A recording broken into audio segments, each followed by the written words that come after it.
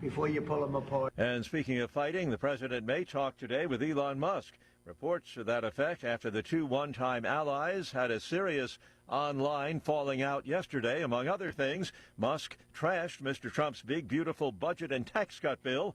The president thinks he knows why. It's the loss of subsidies for EVs. Elon's upset because we took the EV mandate, and which was a lot of money for electric vehicles, and they're having a hard time, the electric vehicles, and they want us to pay billions of dollars in subsidy. Shares of Tesla plunged 14% as investors fear his dispute with President Trump could wind up hurting the company. Watching Wall Street, the Dow futures up 300 points. More on these stories at townhall.com. Big news. Newsmax just went public on the New York Stock Exchange. And millions like you are joining our news revolution. Newsmax is now the fourth highest rated news channel, just behind CNN. Reuters says we're one of the top news brands in America.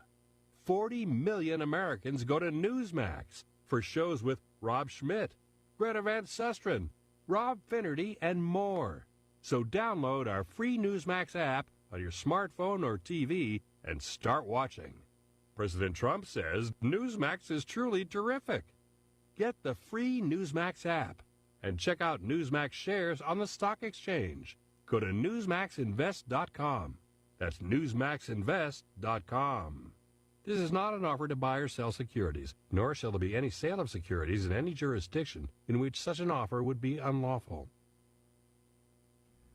A private lunar lander from Japan has crashed while attempting a touchdown earlier today. Communications ceased less than 2 minutes before the spacecraft's scheduled landing on the moon with a mini rover. Until then, the descent from lunar orbit seemed to be going well. 2 years ago, the company's first moonshot ended in a crash landing, giving rise to the name Resilience for its successor lander. Resilience was carrying a rover with a shovel to gather lunar dirt. Company officials say it's too soon to know whether the same problem doomed both missions. I'm Charles de Ledesma. The Lebanese army is condemning Israel's airstrikes on suburbs of Beirut, warning that such attacks are weakening the role of Lebanon's armed forces and might eventually suspend cooperation with the committee monitoring the truce that ended the Israel-Hezbollah war. Israel says it targeted terrorist sites in those airstrikes. Breaking news and analysis at townhall.com. A leading China expert says Beijing is trying to undermine U.S. agriculture. 2 Chinese nationals have been arrested after smuggling biological pathogens into the U.S. Author Gordon Chang. This looks like a biological weapons attack. An attack, Chang says, is aimed directly at U.S. food production. Well, this is a fungus that blights grain. So, for instance, wheat, barley, maize, corn. Nor is it the first time, Chang notes, since 2020, China has shipped seeds unsolicited to people in all 50 states. And that looks like an attempt by Beijing to plant invasive species in the U.S. Gordon Chang is author of Plan Red, China's project to destroy America. He was interviewed by the Salem Radio Network. Bob Agnew reporting. Recapping the hour's lead story, the Labor Department reports America's employers created 139,000 jobs last month compared to 177,000 in April. More on these stories, townhall.com.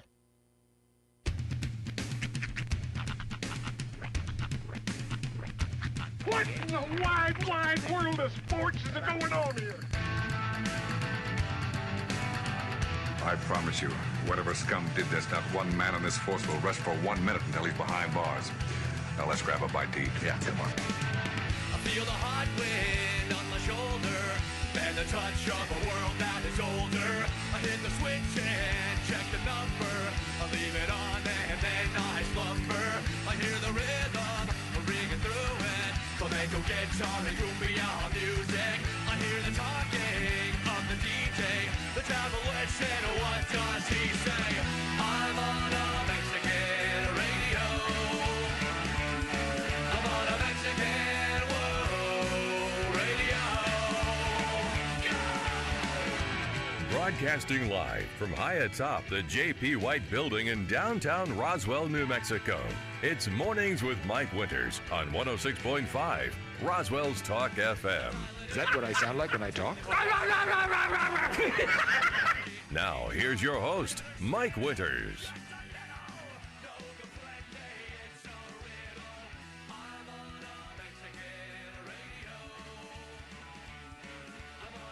And good morning, one and all. Welcome to Mornings with Mike Winters. I am he. That would be me. Happy Friday. 'Tis here. Yes. We made it. I ain't gonna lie. It's been a long week. This has been a very long week. I figured, especially for you, considering last week was 3 days. Yeah. This one was gonna feel like an eternity. And I got now I'm full on vacationitis. Right now I'm like, this day cannot end fast. I feel like you've been saving that shirt at the end of the closet. You're like, that's gonna be my Friday shirt. I wish I was that planner of both thing. I literally just did. I got to go do a ribbon cutting thing. I should wear a shirt that isn't like some grungy T-shirt. Well, it and looks here's this like shirt. it looks like you are so ready for vacation, but going the other direction. Yes. Like that shirt looks like it should be holding a rum drank in one hand and a karaoke mic in the other.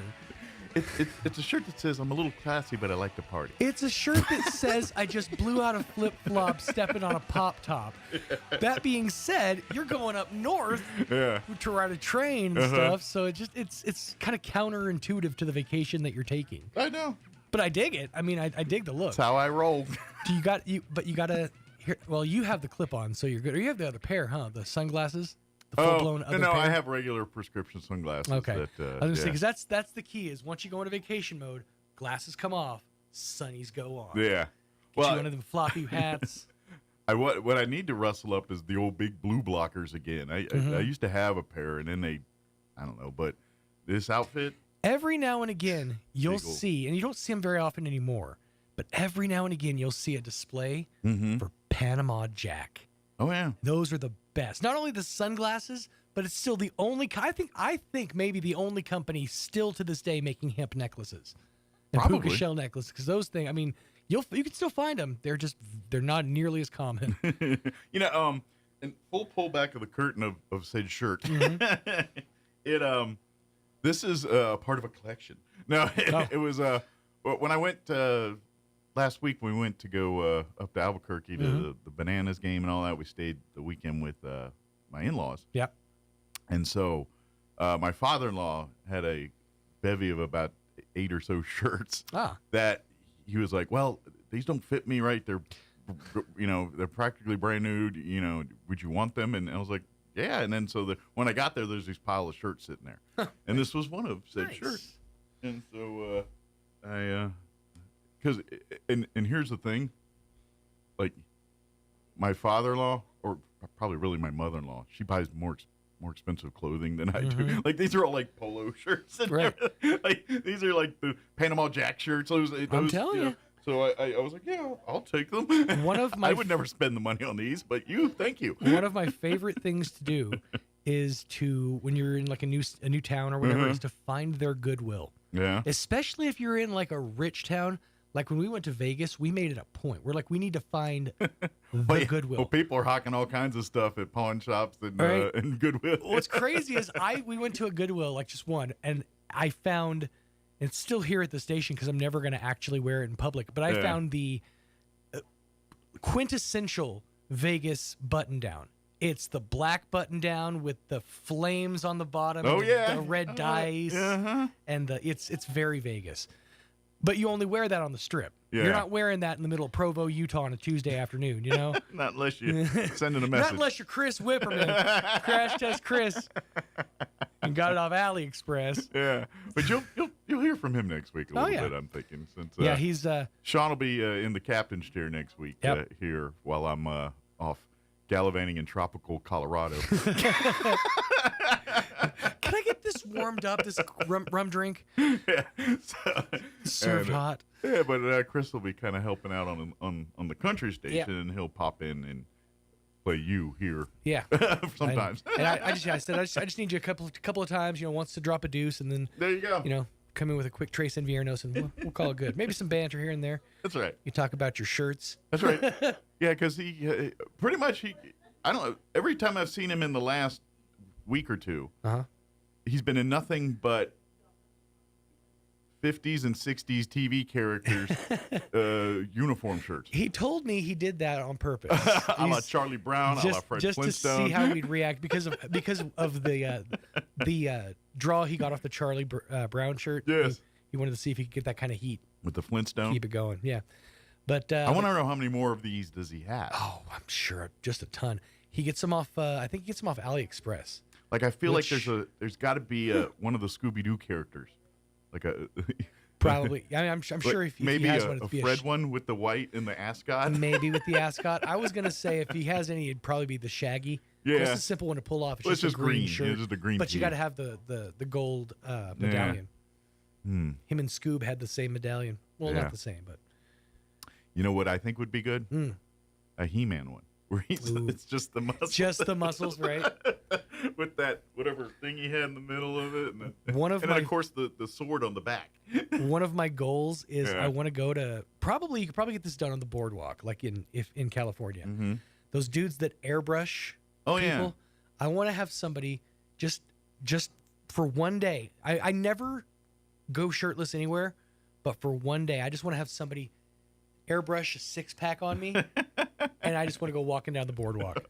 I feel like it's an achievable goal. Squad goals, roll out. Yeah, that's right. I think that's an achievable goal. It is indeed. By the way, completely off topic, but it does need to be mentioned. Right after we went off the air yesterday, a bit of good news came out in the form of a judicial halt on the closure of Job Corps. Yes. So for the time being, they said it's business as usual. So basically, they got a stay of execution for about 2 weeks here, essentially. I think they're like June 17th or something like that. Unless the judicial can maintain a strong arm, and that's going to be tough against That being said, they're still trying to make arrangements for these kids that basically have no place to go. Now they basically got to. But we've got a window of time. Yeah, we got a little time. That being said, please reach out. I'll tell you right now, 100% Chavez County, Food Not Bombs, with many hands. If you reach out to any three of these organizations, you'll get in touch with the folks that are trying to kind of figure out what to do with these students. Hopefully, maybe Job Corps comes back and all's right in the world again. Right. But in case that doesn't happen, what do we do next? Yeah. So. By the way, find and follow Food Not Bombs on Facebook because Jocelyn has been my up-to-the-minutes resource for all Job Corps news over the last 72 hours. Absolutely. And she's been on it. So finger on the pulse. That's right. So, but yeah, I love all this a little bit of good news there in the world of suck that's been happening. Things escalated pretty quickly yesterday. Oh yeah. I guess that's one way to boost the ratings on X. Hey, by the way, I got out of the pool, right? And I was just like, kind of looking through my phone. I'm like, that's AI. And then I keep scrolling. I'm like, oh, he did it. No. Oh, he went and did it.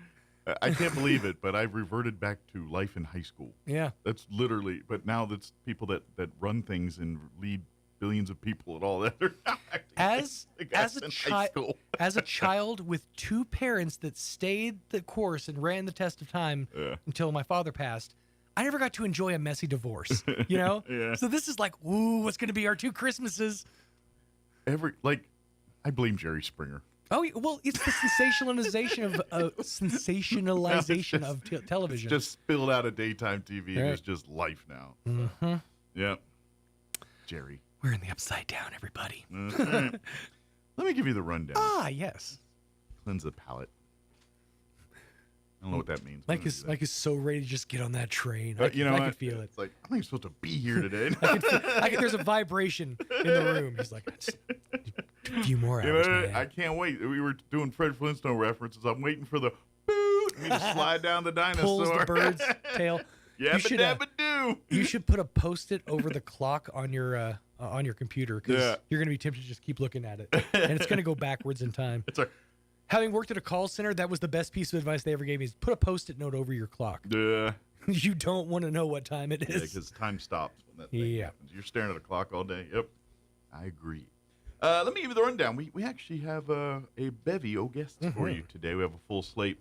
We're going to start off this hour I don't know if they've been doing this for years, and for the last few years, we've been having some of the students on the show here. But UNM, combined with they have a BA and master's degree program. It's an 8-year partnership between them and the College of Arts and Sciences. And basically what this is, it's a program to try to keep medical students in New Mexico. We have, the crisis of lack of doctors in the state of New Mexico. This is a program that kind of helps to encourage more doctors to hang out. So they offer this program, but as part of it, the students that are in this program, they participate in a summer practicum. And so for 4 weeks, they go out about the state and do community outreach and kind of learn about communities and do things. And so they are here in town this week. And so we've got 3 of the UNM students going to join us, and Joanne Lopez will be with us. Of course, we've had her on a bunch of times, coordinator for this, and just talk a little bit about their week and what they got going on while they're going to be, well, not their week, their 4 weeks. They're going to be in what they got going on and doing all that stuff. So we'll have that interview here in just a few. In the 8 o'clock hour, about 8:15, Amy McVeigh-Tejas with the Historical Society for Southeast New Mexico will join us, and then author and baseball aficionado Dewey Johnson will join us on the phone. Dewey? We'll be talking a lot about, mostly about Invader Night coming up here with Historical Society, but they're going to have some of the 56 Little League World Series players throughout the first pitch that night. They're going to be out there, so they're going to kind of make it a big Little League history night, and then, of course, Youth Challenge is part of that night as well. So we'll talk that. We'll talk a little old-timey Little League baseball with Dewey, and then, of course, talk about Invaders Night as well, too, with them. And then in the 9 o'clock hour, Barbara Gomez with Main Street Roswell will join us for her monthly visit. Of course, they just had the UFO festival. They're announcing they unleashed the classified files, the whole schedule, the deal. So we'll talk about that, talk about the grand opening they had yesterday, all that good stuff, or ribbon cutting yesterday, and all that too. And so just get an update with her on all things going on with Main Street. So absolutely. There. And then, of course, we'll have your newses of the local, national variety, Wall Street business updates, and whatever else we can come up with for today's show. Before we do any of that, let's get you up to date on the weather. Going to get hot. We do have another chance of rain today, though. I'm meteorologist Steve Hamilton with your Pecos Valley weather. Pretty hot today. We have just enough humid air for a shower or thunderstorm. Afternoon highs in the upper 90s. For the overnight hours, clear and mid-60s. And then we have dry air moving in for Saturday, right around 100 for the afternoon high, and we get lots of sunshine. Clear and mid-60s on Saturday night. Pretty hot again on Sunday, upper 90s and low 100s and sunny. That's your latest forecast. Meteorologist Steve Hamilton. Thank you, Steve. Currently 67 degrees here in Roswell. Humidity is at 76%. Winds are out of the south at 5 miles per hour. We are looking at a 20% chance at some isolated showers and thunderstorms for this afternoon. Otherwise, mostly sunny, and it's going to be a scorcher today. Highs 99, right near 100 today. Probably even going to be 100. You know how that goes. South winds 5 to 15 miles per hour. Tonight, skies will be clear with an overnight low of 64 degrees. South winds 5 to 15 miles per hour. For you Saturday, another sunny and hot one. Once again, highs right at the century mark, 99 here officially. Winds will be out of the west, 5 to 10 miles per hour. Tomorrow night, clear skies, overnight low of 66. East winds 5 to 10 miles per hour. Another scorcher on Sunday, mostly sunny and hot. They're just going to say it 100 for a high on Sunday. North winds 5 to 10 miles per hour. Sunday night, mostly clear with an overnight low of 65. And then next week, temps will drop a bit, and we are looking at rain chances pretty much every day. 20% Monday, 40% Tuesday, 30% Tuesday night, 20% on Wednesday. Highs, 91 on Monday, 86 on Tuesday, 89 on Wednesday, 95, so it does start warming back up Thursday of next week. But looks like a little cooler and a little chance at some moisture for next week. But 3 days of hot and hot for you till then. It is 20 minutes after 7 o'clock. We're going to go ahead and take a 3-minute break here, pay some bills, and then we will talk with the UNM med students here on their summer practicum for this partnership program. That's coming up on the other side. Don't go away. You're listening to Mornings with Mike Winters. Hey Roswell, get ready for a sky full of lights. Join us Saturday, June 21st at Cielo Grande Park for a free firework and drone show open to the public. Be there early. Starting at 5 p.m., the first 3,000 people get a free hamburger while supplies last. It's an unforgettable night brought to you by Constructables and Church on the Move, two proud sponsors celebrating our community. Don't miss the fun, food, and fireworks Saturday, June 21st at Cielo Grande Park. When managing a chronic illness, access to the right treatments makes all the difference. Artesia General Hospital's Infusion Center provides IV therapy and biologic treatments, so you don't have to travel far for care. Expert infusion therapy right here in Artesia. Call 575-736-8256 today to learn more. Lights, camera, action. Get superhero savings during our summer blockbuster sales event going on right now at Roswell Ford. Hey Roswell, you don't need to be a hero to pay zero. Drive home a new Ford with zero down and zero payments this summer. Plus, at Roswell Ford, everyone gets employee pricing. You heard right. At Roswell Ford, you pay what we pay on our huge inventory of new Fords. Stuck in your loan or lease and want out early? Roswell Ford can get you released, even if you owe thousands more than it's worth, regardless of make, miles, or condition.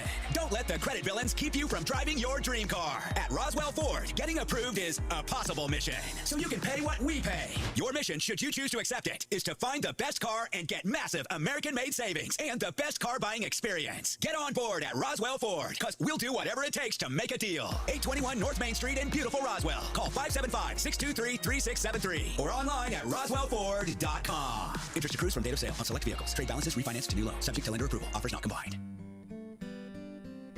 Before Jesus went back to heaven, he told his apostles to go into all the world and preach the gospel to all creation. Notice that he said preach to all creation. After Jesus went back to heaven, the apostles began teaching and preaching the good news of Christ. In their first recorded sermon, they told the story of Jesus and how he came to seek and save the lost. At the end of the sermon, the people asked what they needed to do in response. Peter's answer was, repent and be baptized. There were people from all over the known world that heard that sermon. Christ didn't come to save just a few. He came to save all. He offers his grace and forgiveness to all who are willing to accept it. He loves us all and wants all of us to come to him. No matter where you find yourself, Jesus loves you and wants you to come to him. You need help finding the way? Well, come and see us. We want to help you on your journey. Join us at the Country Club Road Church of Christ for worship at 10 a.m. on Sunday, located on the corner of Country Club and Washington in Roswell.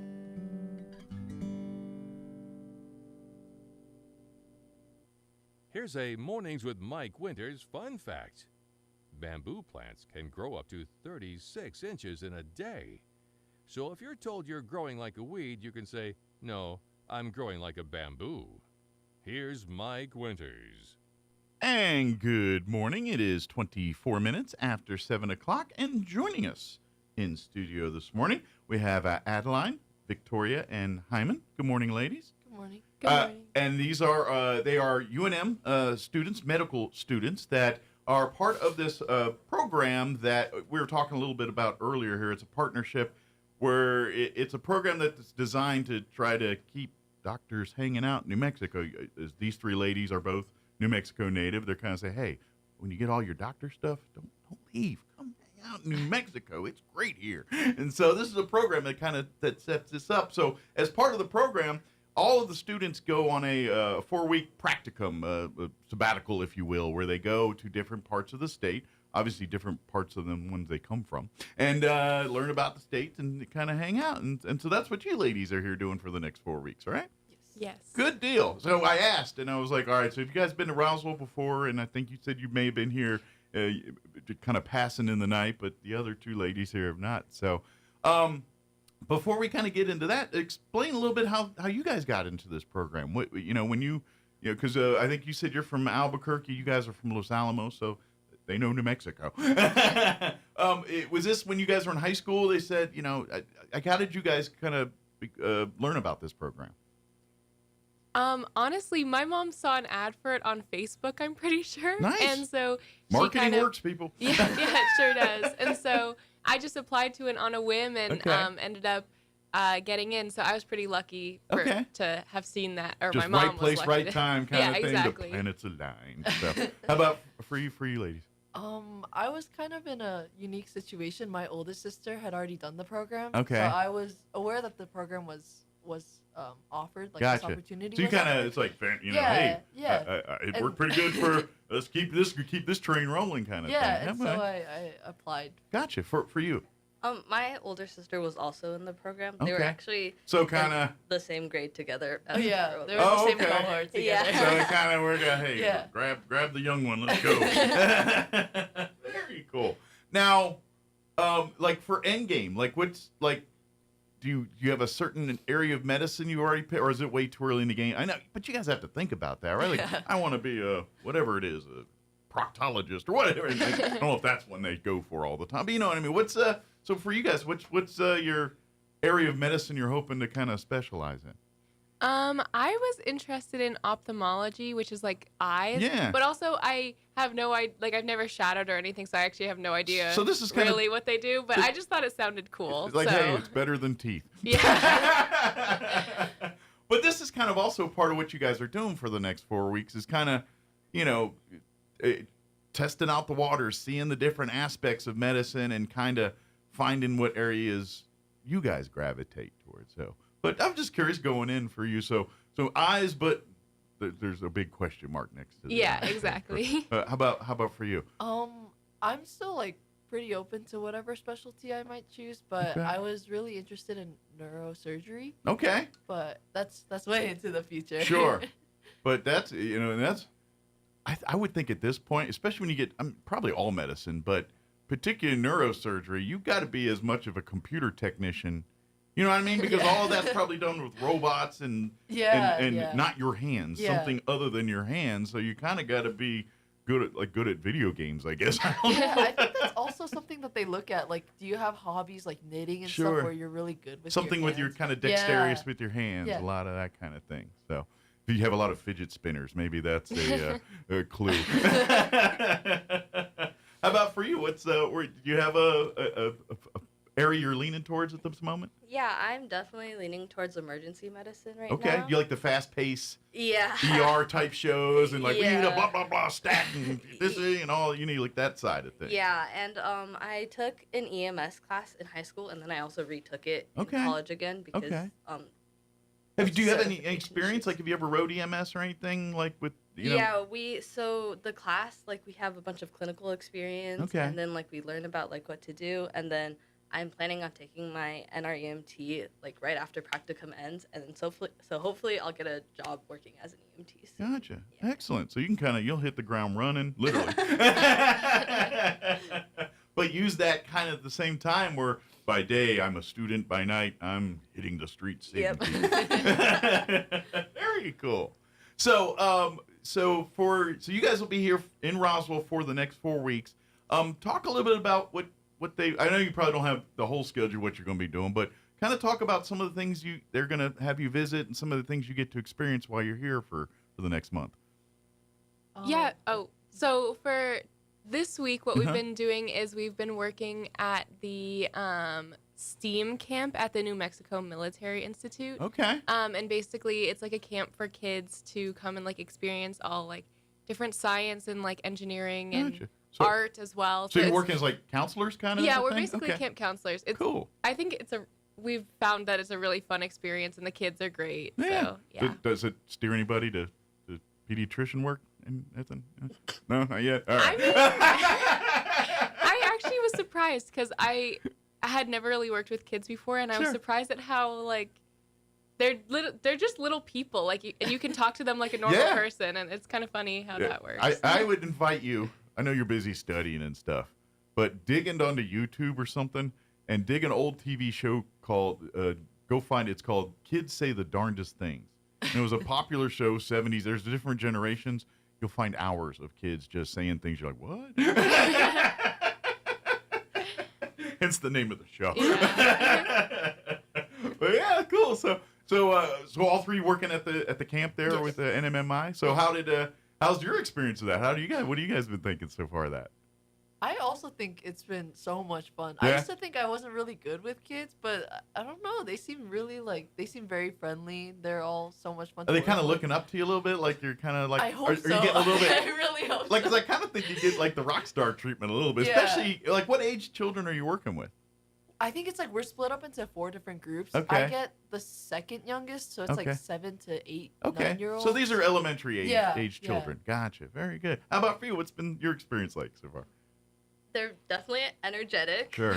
Yeah, I'm working with the 9 to 11-year-olds. Okay. So they're just now starting to figure out how to rebel against your Ah, instructions. so you're getting a little bit of the pushback. Yeah, definitely some hiding of snacks when we're like, "Did you get Ooh. a snack?" And they're Snack like, smugglers. Yeah. Ah. They know all the tricks. Yeah.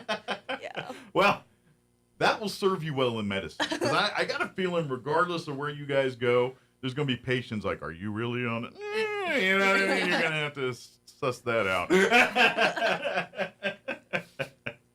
Very cool. So you'll be doing that the rest of this week, right? Yes. Yeah. So what do they got for you next week? I believe it was like there was a DWI program. Yeah, there's Okay. like a DWI prevention Yeah. program. Okay. And then we're also working with Harvest Ministries. Oh, yeah, For right up the like street over homeless here. outreach. Yeah. Yeah. Very good. So you'll probably work there in some of the food pantries there and help out with Yeah. some of that stuff. That's they you guys are familiar with Roadrunner Food Bank. Yes. Yeah. They are our agent for them down here. So that makes sense. Yeah, so that's when that stuff comes, they're the ones that help distribute and stuff. Like have you heard of the Letter Carriers Food Drive? They just did it back in May, and they did it all over the state. Where like they asked you to leave food out at your mailbox on a Saturday, and the mail carriers were picking them up and give the food to Roadrunner. That all comes to Harvest Ministries here in Roswell. that Oh, area. awesome. I haven't heard of Yeah, that, so- but that's a you'll nice be impressed by program. their operation over there. That's Yeah. pretty good. So good deal.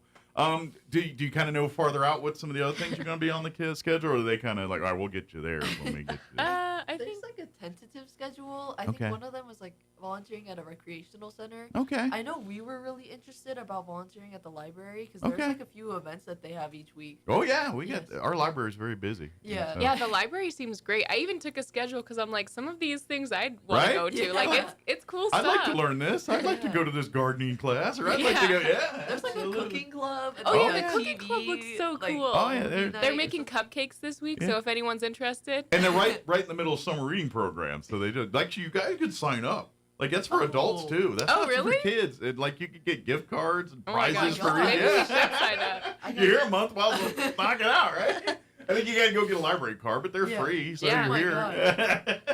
We gotta go sign up. Yeah, we should. Why not? Now I know, like you said, you guys are working the 4 months or the 4 weeks while you're here, but I mean, do you get a lot of downtime too? Do you get time to sightsee and just check out the area and do things on your own? Do you get time to do that? Yeah, we have some time. I'm not gonna lie. After every day after the STEAM camp, we're a little. I'm gonna say with the kids, 2 hours of just you're like like laying down. right? You're like nap, quiet. Shh, don't talk. Yeah.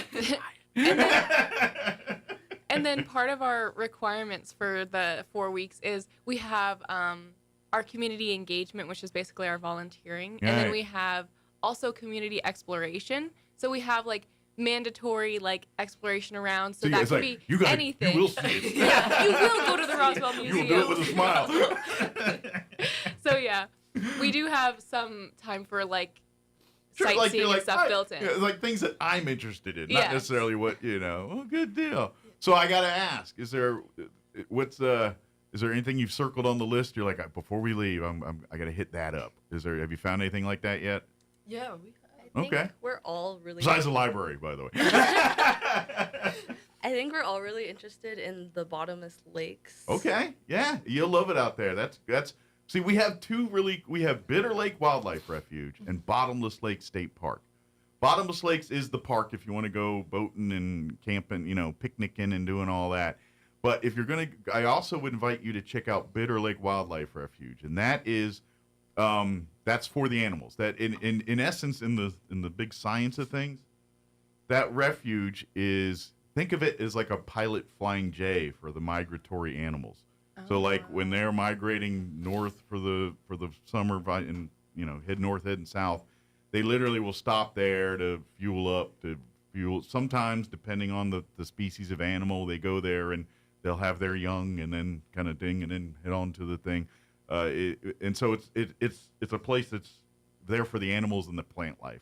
But we as humans go there and check it out and walk and trip. But you can't camp and boat and do all the things you do at Bottomless Lake. So if you want to party, go to Bottomless Lake. But if you want to be one with nature, come to Bitter Lake. And I definitely think you should check that out too while you're out there and go see. And they have a great museum or a gift shop and everything out there. Oh, awesome! Kinda. Yeah, we should definitely check that out. Add that to the list here too. So, and then of course, are you going to do the alien thing at some point? And Probably. Go check out the alien. I saw that there's like a UFO museum. Oh yeah, right a block here, the International UFO Museum and Research Center. Yeah, you can, like part of it is the museum side, and you can see everything from the lore to the what went on at the incident and learn all of that stuff. But then there's this whole library for all those they're called UFOologists, and these are people that and it runs the gamut. Like when you guys be here long enough for UFO Festival? I think you will. I think we'll miss it sadly. Before July. Okay, yeah, I think you're just gonna miss it. Yeah. But if that you see everything, you see from the serious to you're like, whoa, okay, to like, yeah, you've been smoking the devil's lettuce. You've been, yeah. How many mushrooms have you had?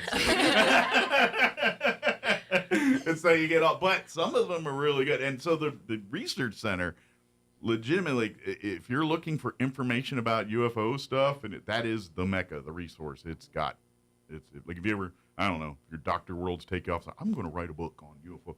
Go hit that place. If you have any side hustles with it on doing doctor stuff. Very good. So, I got to ask, obviously you're New Mexico-fied with food and stuff, but I got to be honest, you probably come here and you're like, I want to try something, like I can get green chili, this thing, my house. I don't need that. You know what I mean? So you probably are probably wanting to try different places and things. So you guys, I'm curious. Like in our food situation now, is any what's kind of been your go-tos and things that you're like, all right, that's I'll be good for 4 weeks. That's here. Any of those? I think we've mainly been eating at home so far. Well, if you've been to camp all day, last thing, yeah. Yeah. But then again, I'm sure cooking's not fun either. You're like, just DoorDash something, man. But then again, you are UNM students, and DoorDash costs like $700. So. Oh yeah. Yeah. I fell into the DoorDash trap my freshman year, and I can never go back. Yeah. What? Although I feel like if you're in a college dorm, we could crowdsource this. Like, if we could get the whole floor to order. Oh yeah. You know what I mean? Like you can make this economical. Yeah, that's true. That's true. But you got to get a lot of people on the team. But. Yeah, me and my roommates all used to do that. We would all get a group order together. But yeah. Yeah. Yeah, that because you're college students, you're smart, you figure these things out. So now, I forgot to ask, what year in college are you guys at right now? We're gonna after this summer, we're going into our third year. Okay. So then, so you're almost done with your undergraduate stuff here. Very yeah, about good. Halfway. Very good. How's it? Was it? Looking at it now, you could probably all right, we're doing fine, we're doing our thing. But that first year or two, was it overwhelming for you guys? Was it what you expected? It was. How was that? That transition going from now you guys seem pretty bright and probably were, but I imagine that's a big culture change when you're going from being in high school and we're literally. Everyone's kind of telling you, don't forget this, to go to college. Like, yeah, you got to be there at 8 in the morning, and yeah, there's no one going to remind you. You need to make sure, How was that transition for you guys? I felt like my transition was a little easier than most because I registered really late in the summer for my first semester, and so I ended up taking just whatever. Gotcha. I was taking ballet. So at that point it was just I just have to go and whatever. Right. It as long as you put in your effort, then it's fine. And I'm earning credits. It wasn't super difficult academically, so it was just sort of I had time to adjust to campus the different life and college life. Yeah, exactly. The different expectations, and so I felt like my transition was a lot easier. And then like things got progressively harder each semester, and last semester was a doozy, but we're here. Well, so it's kind of like it's like playing a video game. The levels get harder as you go, exactly. and the curriculum, the work's getting, and now we're starting to. Wait a minute, those big words start showing up now. Exactly. How about for you guys? How was that transition? I think it was really like a not easy transition, but it wasn't as like much of a shock. You were like, that wasn't as big a deal as I thought it was. Like you went through it like, okay, that was. I hyped it up my head a little too much. I think it's just like we have 27 people that we already know, and our advisors were really helpful. It does help when you have like through people the you know class, already. Yeah. Like if you're going and not knowing anybody, then you're like. Yeah, it can be really scary. Please don't do anything to embarrass myself or do anything. You know what I mean? You're getting that. Where there, you're like, okay, I can let my hair down a little bit. They know me. They know my quirks. I will say, like, there was a moment where I realized there's so many deadlines that I wrote them all down on like a sticky note, all my to-dos, and I stuck them all on my dorm wall. But it looked like I had like a mental breakdown because there was just like everywhere on my wall. You know what? I'm impressed because I'm figuring.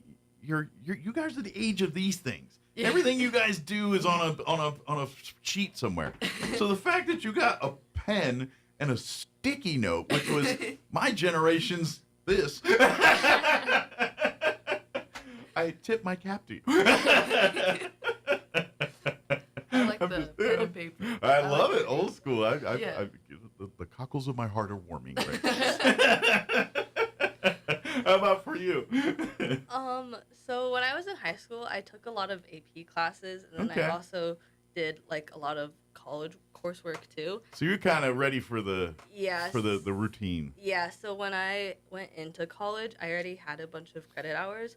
So I started off more as a sophomore like grade level of like coursework. So I started off with OChem, and I would say that was probably like the biggest shock because in college, a lot of courses are like what they call flipped. Okay. So you do the learning outside of the classroom. Gotcha. And then when you're in the classroom, you're supposed to know it already. You do like practice problems and stuff.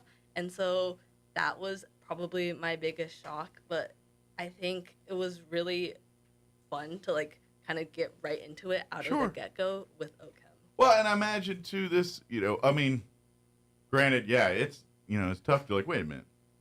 I'm paying you for college. I come to the classroom, you teach me. I mean, but I pass that aside. But it really, does kind of prepare you for the real world a little bit where, when you get, especially in the fields of work medicine, a lot of what you're doing is case solving. You know what I mean? It's, all right, something's going on weird. How do we fix that? And so you don't get a playbook all the time to do things. So imagine that.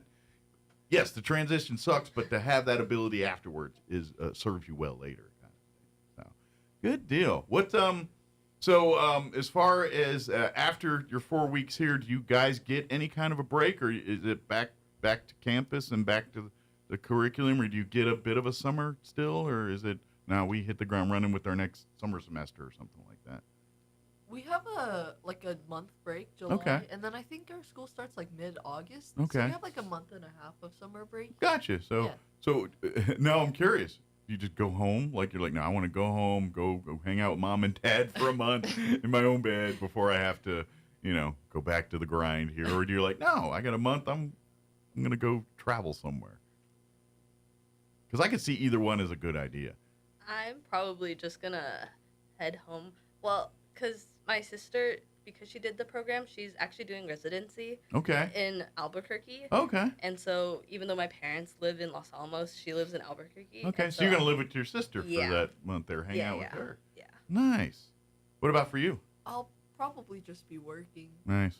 Yeah, you got to pay the bills too. I forget about that part. You kind of think, I got to, and so what's your day job, or what helps, because I'm curious what college students' jobs are. Actually, me and Adeline work in the same lab. Okay. So you guys have medical, like, related, sort of. Kind of, yeah. Okay. You're not waiting tables. No. Okay. Because I'm thinking like, wait, you wait table. That's when I think of college is like, oh yeah, I work at the bar and I do cocktail. You remember spinning the drinks? I do that. I wish I could do that. I know it looks like such a fun skill to have. Right, it does. And they're all throwing it everywhere, and it's like a whole show. Just saying. Dr. Dexterity Fingers to say. Maybe you're like do you have to, like, if you go to, is there like a medical school at some point you guys will have to apply to get into, or can you do it all at UNM? Or we do it all at UNM. Or yeah, we do it all at UNM. I was just saying, if you need to submit another video, I'm just saying maybe pick up a few bar tricks and light a bile on fire and spin it around. So there you go. How about for you? What are you gonna do for your month off? I am probably gonna go home and just rot in bed. Sure. I'm excited to just I hear you. Sometimes just suck in the quiet and kind of recharge and kind of get mentally focused. And I think that's a personality thing, because believe it or not, I'm a little introverted. But I know I'm on a radio show and I do this, but when I turn off the mics, I'm kind of like, people are like, why aren't you talking? I'm like, I've been talking for 3 hours. I'm tired of talking. But so I kind of get that. You get home and you're ready to go. So I understand that too. So, but you're going to be here for at least another 3.5 weeks here, and excited. And now, I would throw this out there. If there's folks high school age listening right now, give the sales pitch. Talk a little bit about what you guys in this program, and if you recommend it, tell people about it. I definitely recommend the program. Yeah. It's super, super fun. You get 27 built-in best friends. Yeah. And it's really nice. Your advisors, normally college advisors have to help like hundreds to thousands of students, and so they don't ever really get to know you. But with the BAMD program, your advisors are there to help you, and then they know you so by it's a much more intimate school experience. Yeah, it's a much more intimate experience, and they're so helpful, and they already know your schedule versus like having to tell them again because they've already forgotten who you are. Yeah, you're a face. Yeah. And I don't and this is something, real quick, didn't mean to interrupt, but folks here in Roswell, when you go to universities that are of UNM size or Texas Tech or any of your major universities, class size of a couple hundred people is not uncommon. That's you come here at your high school or ENMU, and you got 30 kids, 30 students, something like that. No, you're in it doesn't look like a class, it looks like a conference. Mm-hmm. And so the professor doesn't know your name, face, or nothing. Where in this program, it's more like the intimate 30, it's what you're used to in a classroom setting. Yeah, and they have like specific faculty for the BAMD program, so they have they reserve seats in the best classes for you. And I found that like in the BAMD specific classes, the teachers are awesome, and they really make an effort to help you, and it's like they knew my name and everything, and I felt like that was kind of rare at like a big college like UNM. Yeah, you kind of felt like I'm in the Ink Club, or like, or it's the membership has its privileges card. Like, I got one of them now. But and obviously, but this is also part of the thing too. Is if you obviously this program is to keep our homegrown home, and things like that. So if your desires are to practice medicine in New Mexico, like if you're thinking I want to be a doctor, but I legit want to stay in New Mexico, then there is no reason whatsoever for you not to do it, because literally. They're going to paint you. It's like, all right, you can take this rickety ladder up to get that path, or I've got this elevator for you to climb up. Yeah, Which one would you like to use to get up there? And I think most are going to take that elevator. And that's kind of, in a very crude comparison, that's kind of what we're talking about here. So, yeah, for sure. Very good. I gave you a chance to speak. What about for you guys? Is there any, if you wanted to encourage high school students to do this, what would you tell them? Yeah. I honestly think if you're interested in medicine, like it's a really good path. They pay for your undergraduate, like the 4 years that you're in undergraduate, and then there's like certain requirements that you have to meet along the 4 ways, but as long as you meet those minimum requirements, you're able to matriculate into medical school, so you don't have to apply and like compete against other candidates. Gotcha. You have a reserved seat in the medical school, which is really, really valuable. Well, in a world that's cutthroat, sometimes, absolutely. you got a foot in the door already. It's helpful. And you'll take in, trust me, as a student, any opportunity that someone hands you to do something, you leap at it. Yeah. Because that doesn't always work that way. And so, good deal. What advice would you give? I honestly think the program is really great for people who want to become doctors, because nowadays I think it's like so competitive to get into medical school. It's like, everyone's doing like or not 100, but like a ton of hours of shadowing, volunteering, like all this stuff on top of doing like lots of hard coursework at school. And so I think if you can do anything to make it easier, like the program makes it a lot easier. We do have to do some specific requirements, but it's not like back-breaking work, you know? And so I think it's a really great program to help like take some of the stress off of undergrads who want to go to medical school and get you sort of a more normal college experience. Giving you, but kind of taking off, because that's, when there's kind of the perceptions when you say, someone's going to be a doctor, someone's going to be a lawyer, and you talk about, they got 8 years of school and this and that and everything else.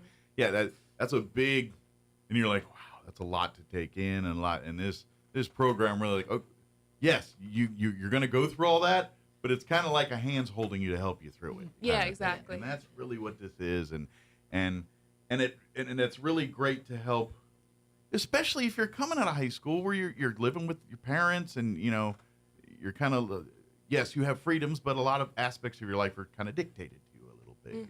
Whereas college is that literal transition where and this is what happens when kids go and they don't, because they can't handle the adult side of it. It's like, there's no one to wake me up for the 8 o'clock class. There's no, next thing you know, they're missing class, and then campus life happens. You're like, there's a bunch of young people living together. Oh my gosh, there's going to be a party. What happened? I don't know. It's just, that college life happens, and and this program really helps. Like, okay, we're going to party, but all right, all right, you got a support system. You have people kind of helping you be accountable for each other a little bit. Yeah, for which sure. is kind of missing in a lot of college experiences for some people. So. And another thing is, like, we're all a cohort together, and we help each other out, and we all get to do projects together. And I think, like, in other cohorts, they all, like, get together and they, like, study, and it's sort of like a built-in study group. It's a built-in support system. It's honestly pretty great. Yeah, well, good. Well, thank you guys for coming in. I appreciate this. Do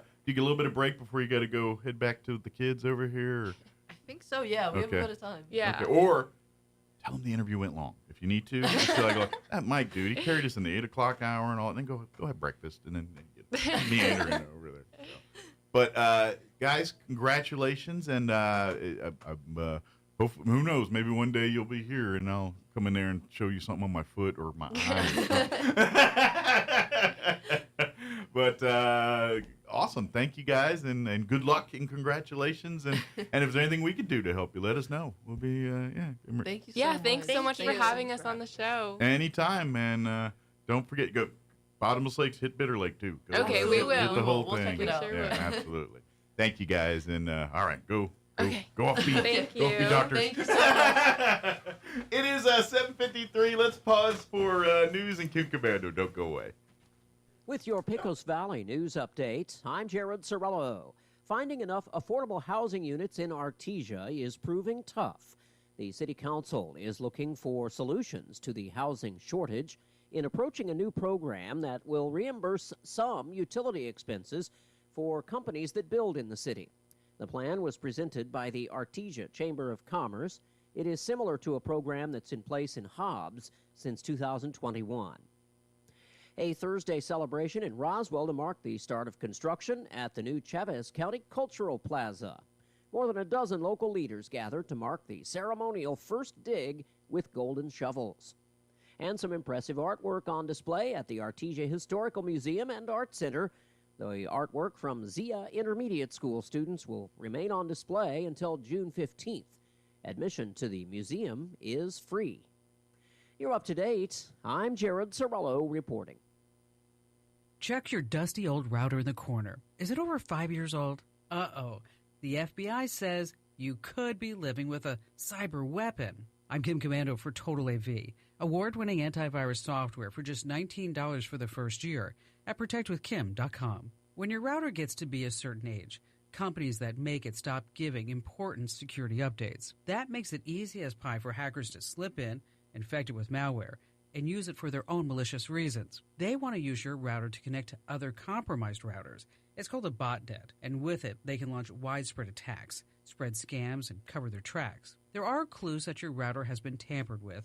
Check for strange login attempts from IP addresses, admin accounts that pop up without you setting them up, or internet traffic logs showing way more usage than you know you're responsible for. If your router is older than 5 years, find my recommendations at amazon.com/shop/KimCommando. Cybercrime is on the rise, and hackers are getting smarter every day. From phishing scams to ransomware attacks, criminals are after your devices and your money. So how do you fight back? One of the best defenses is solid antivirus software. It blocks suspicious websites and stops hackers before they can do any damage. A healthy dose of skepticism when opening emails or clicking links doesn't hurt either. But for the antivirus help you need, I trust and recommend Total AV. They update you in real time, keeping you protected from the latest threats. Go to protectwithkim.com now and get Total AV for just $19 for the first year. It covers up to 5 devices, including Windows, Macs, and smartphones. That's protectwithkim.com. Don't wait until it's too late. Your security matters. Get protected now. Go to protectwithkim.com for my exclusive deal with Total AV. Just $19 for the first year. That's protectwithkim.com. Protectwithkim.com. Protectwithkim.com. I'm meteorologist Steve Hamilton with your Pecos Valley weather. Pretty hot today. We have just enough humid air for a shower or thunderstorm.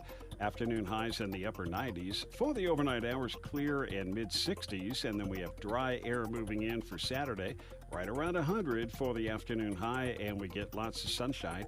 Clear and mid-60s on Saturday night. Pretty hot again on Sunday, upper 90s and low 100s and sunny. That's your latest forecast. Meteorologist Steve Hamilton.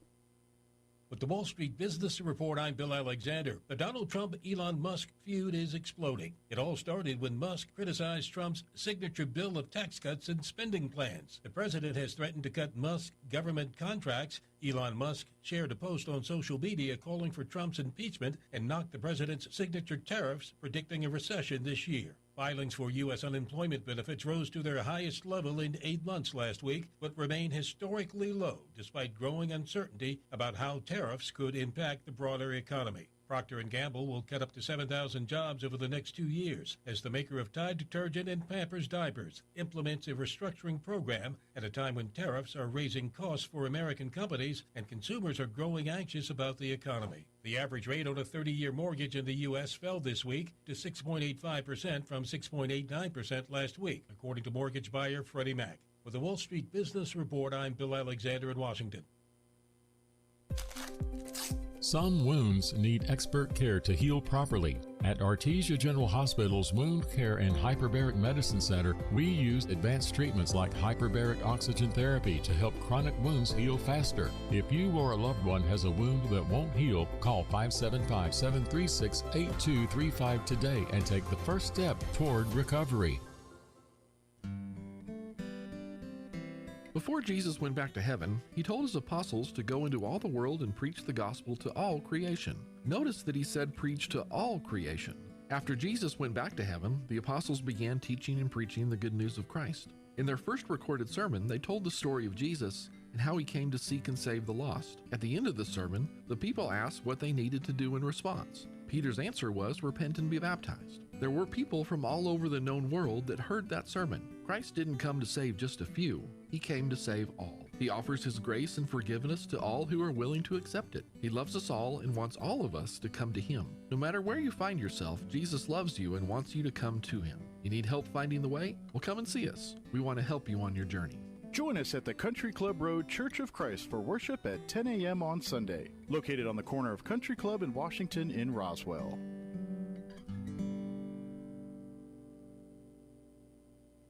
Your home for Coast to Coast AM in Roswell, 106.5, Roswell's Talk FM, KEND, Roswell, New Mexico. News this hour from townhall.com. I'm Rich Thomason. The newly released jobs report came in better than analysts had been expecting. America's employers adding a solid 139,000 jobs last month. The Labor Department says that much of the hiring came in healthcare, leisure, and hospitality. The unemployment rate holding steady at 4.2%. President Trump and Elon Musk may have a talk today following their intense online disagreement yesterday.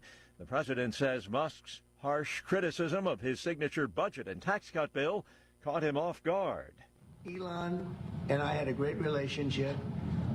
I don't know if it will anymore. I was surprised because you were here. Everybody in this room practically was here as we had a wonderful send-off. He said wonderful things about me. You couldn't have nicer. Said the best things. He's worn the hat. Trump was right about everything. And I am right about the great, big, beautiful bill. Which Mr. Trump says includes genuine spending cuts while benefiting taxpayers and businesses. Musk has called the bill an abomination. And Tesla stock plunged more than 14%. Following the feud, the BBC's Lily Jamali in San Francisco. That 14% plunge is just such a dramatic drop. It's the kind of thing you would see if there were, for example, investigation announced against a company for alleged wrongdoing or if they missed their Wall Street numbers. But the thinking is that Tesla has really become a meme stock that is very much tethered to public sentiment and investor sentiment specifically towards Elon Musk. That can be good when things are going his way, but as we saw Thursday, it can be very damaging to the stock if he has the kind of meltdown that we're witnessing in real time. Meanwhile, the May jobs numbers triggering a rally on Wall Street. The Dow's up 538 points, NASDAQ ahead 267. More on these stories at townhall.com. Here's an important message from the Diabetes Solution Center. Do you like pricking your fingers to test your blood sugar levels? No one does, but it's important to maintain your health.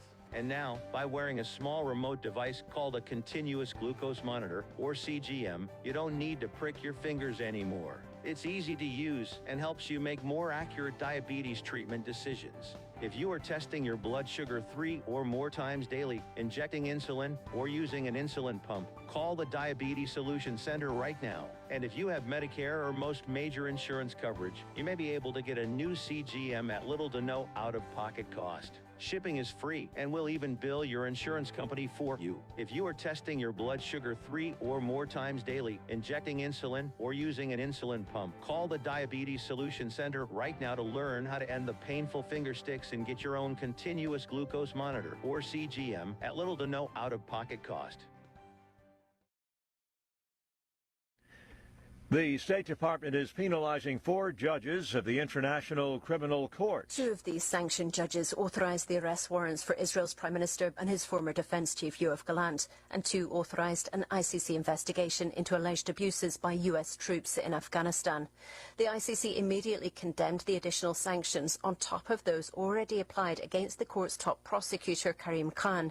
In a statement, it said the deplorable measures are a clear attempt to undermine the independence of an international judicial institution. The BBC's Anna Holligan. North Korea says it has righted a capsized destroyer and it's now at a pier as repairs continue on that warship that leader Kim Jong-un has described as a significant asset for his nuclear-armed military. A report by North Korea state media lines up with South Korean military assessments as well as recent commercial satellite images. News and analysis, townhall.com. The CDC is investigating after a Texas woman succumbed to a rare brain-eating infection. According to a recent report, the woman ingested tap water at an RV campground and soon after began experiencing serious symptoms like a fever, headache, and altered mental status. The woman received medical treatment for the suspected infection, but according to the report, she began having seizures and died 8 days after the symptoms began. The CDC confirmed the amoeba infection was found in the woman's spinal fluid.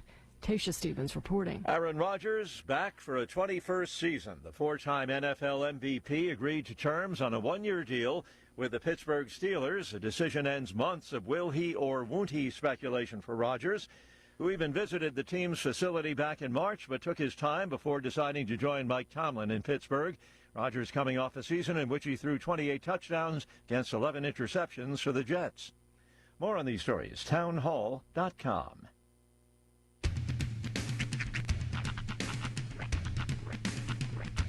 What in the wide, wide world of sports is going on here? I promise you, whatever scum did this, not one man on this force will rest for 1 minute until he's behind bars.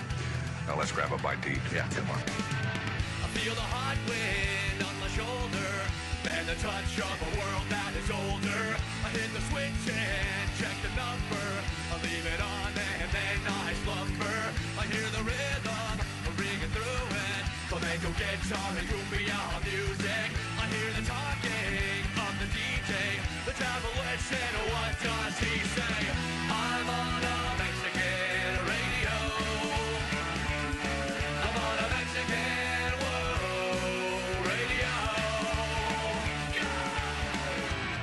Broadcasting live from high atop the J.P. White Building in downtown Roswell, New Mexico. It's Mornings with Mike Winters on 106.5 Roswell's Talk FM. Is that what I sound like when I talk? Now, here's your host, Mike Winters. And good morning. It is 6 minutes after 8 o'clock. Welcome to hour number 2. Dang, I told you it's vacation mode. You're just rushing us forward. In fairness, I did my my 3rd hour break or 4th hour break too. Did you? This hour. Sorry, I was like, oh 2. wait, no, it's No, it's 2. That's on me. My bad. Yeah. Boost it up. I told you I'm in vacation mode, man. I'm like, Mike's got one foot out the door. See, you wouldn't want to be. You know what? I don't want to say it all on the thing, but I'm just going to, if you know, you know. And I'm going to leave it at that. Okay. Right? So I was just diddy-bopping on Facebook, just kind of nosing around there right before we went on air. Mm-hmm. And I came across the Gen X page, and they had a post.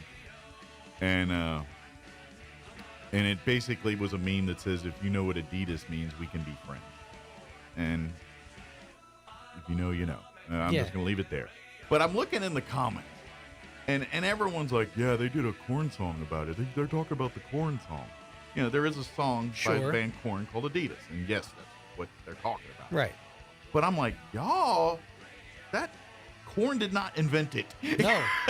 But they were acting like it never was in existence before Korn did a song. Mm-hmm. And I'm like, dude, I was a kid in the early 80s joking about that. Right. Long before Korn was a band. Yeah, that's the thing is they took the thing that was funny when they were kids, i.e. when Gen X was kids, and like, hey, let's do a song and we'll call it that. Did you think that Bloodhound Gang invented Foxtrot Uniform Charlie Kilo? Right. It just made me laugh, and I'm like, man. Yeah. It's like when you come across those people. I shouldn't have to do that on this page. When you come across those people that post up, man, I don't know what I've been doing my whole life, but this Leonard Skinner dude is pretty awesome. Right.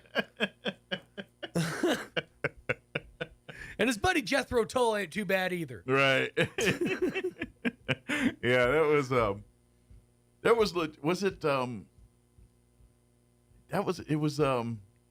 was it Diddy or who did a song and they used like a Beatles or a Paul McCartney background? No. That was Kanye West and Paul that's McCartney. What it was. Yeah. And the tweet was, I don't know who this Paul McCartney cat is, but Kanye gonna put him on the map.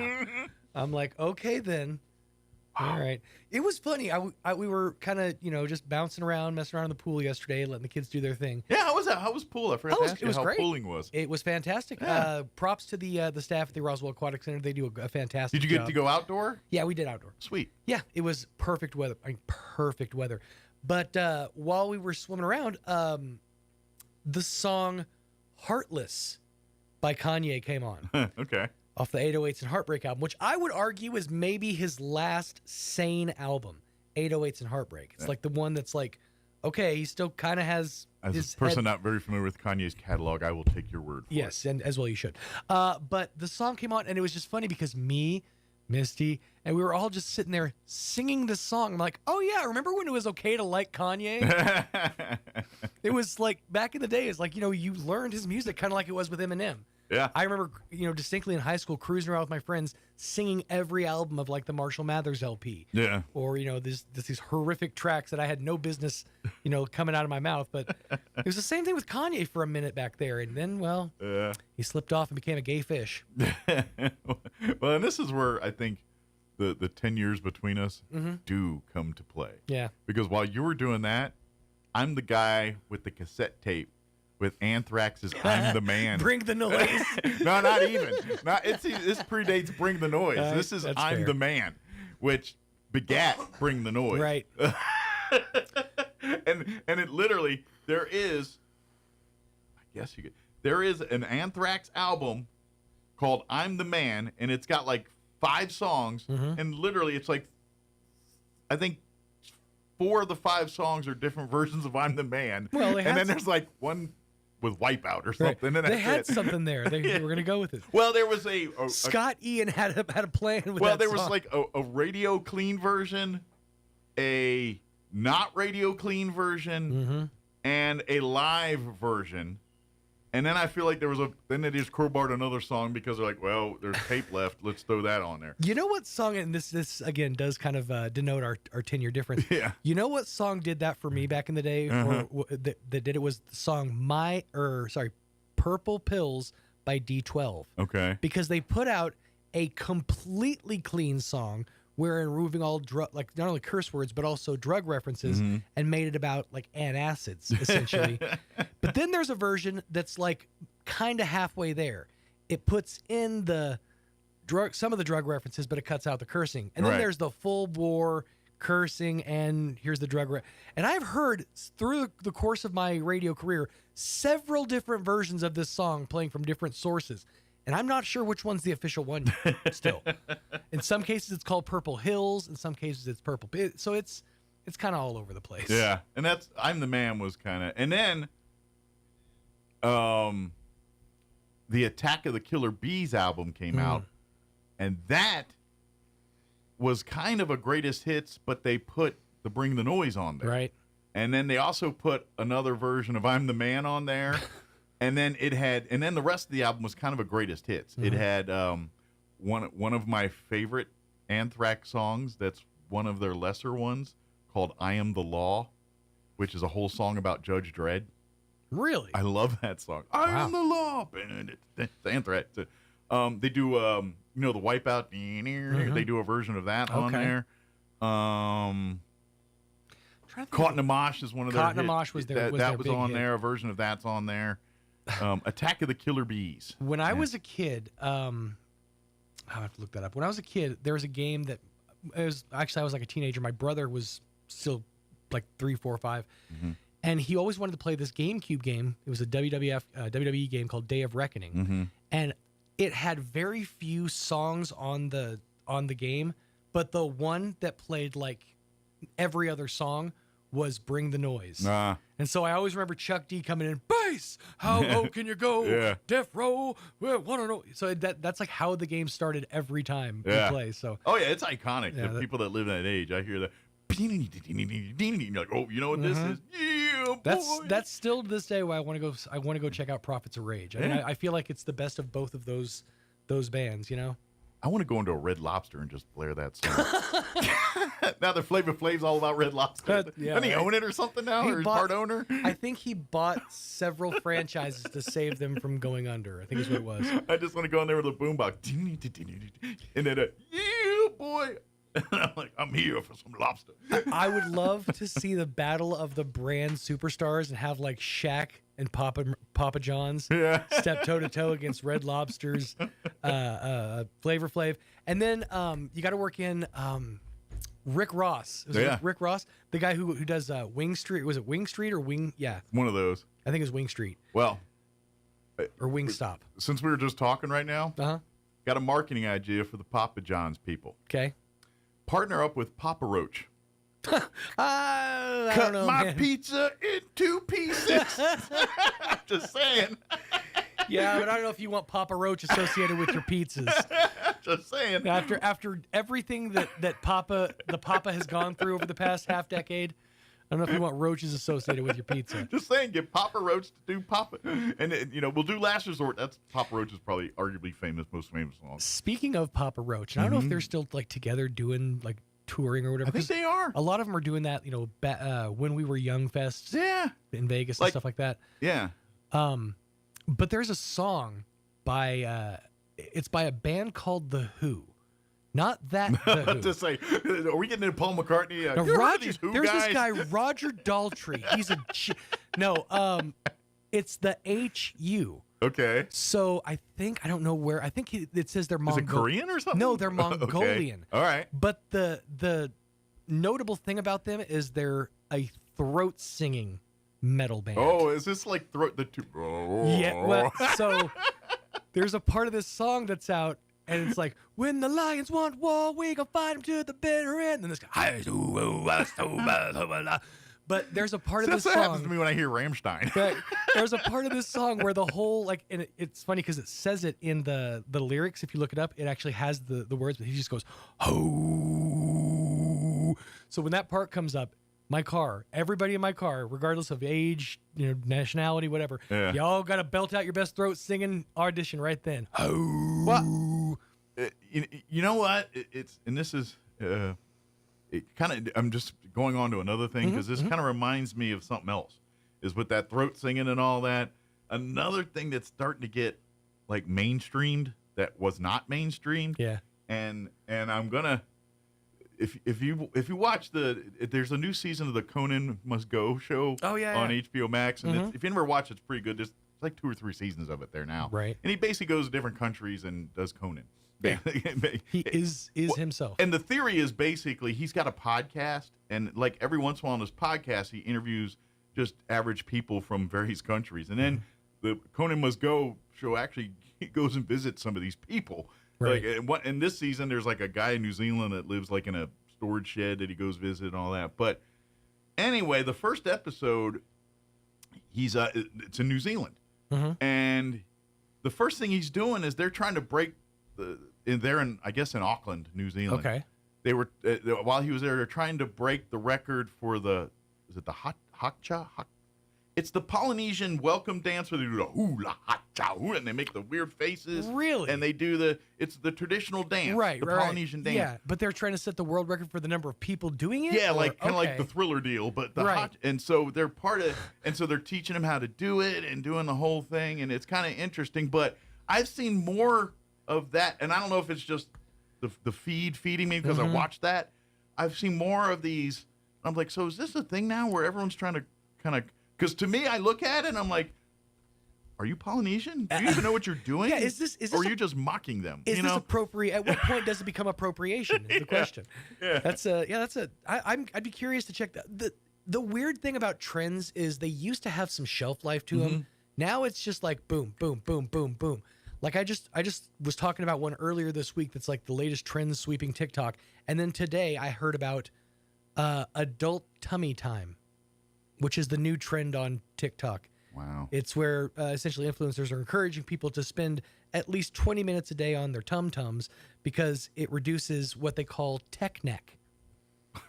Because years of looking down at our phones like this have done enough damage to our spine that having some tummy time to flatten out our spine and let it be more of a natural, less of a curve, is supposed to help increase stuff. I'm going to tell you circulation stuff. As a side effect, it will also increase flatulence. Oh, 100%.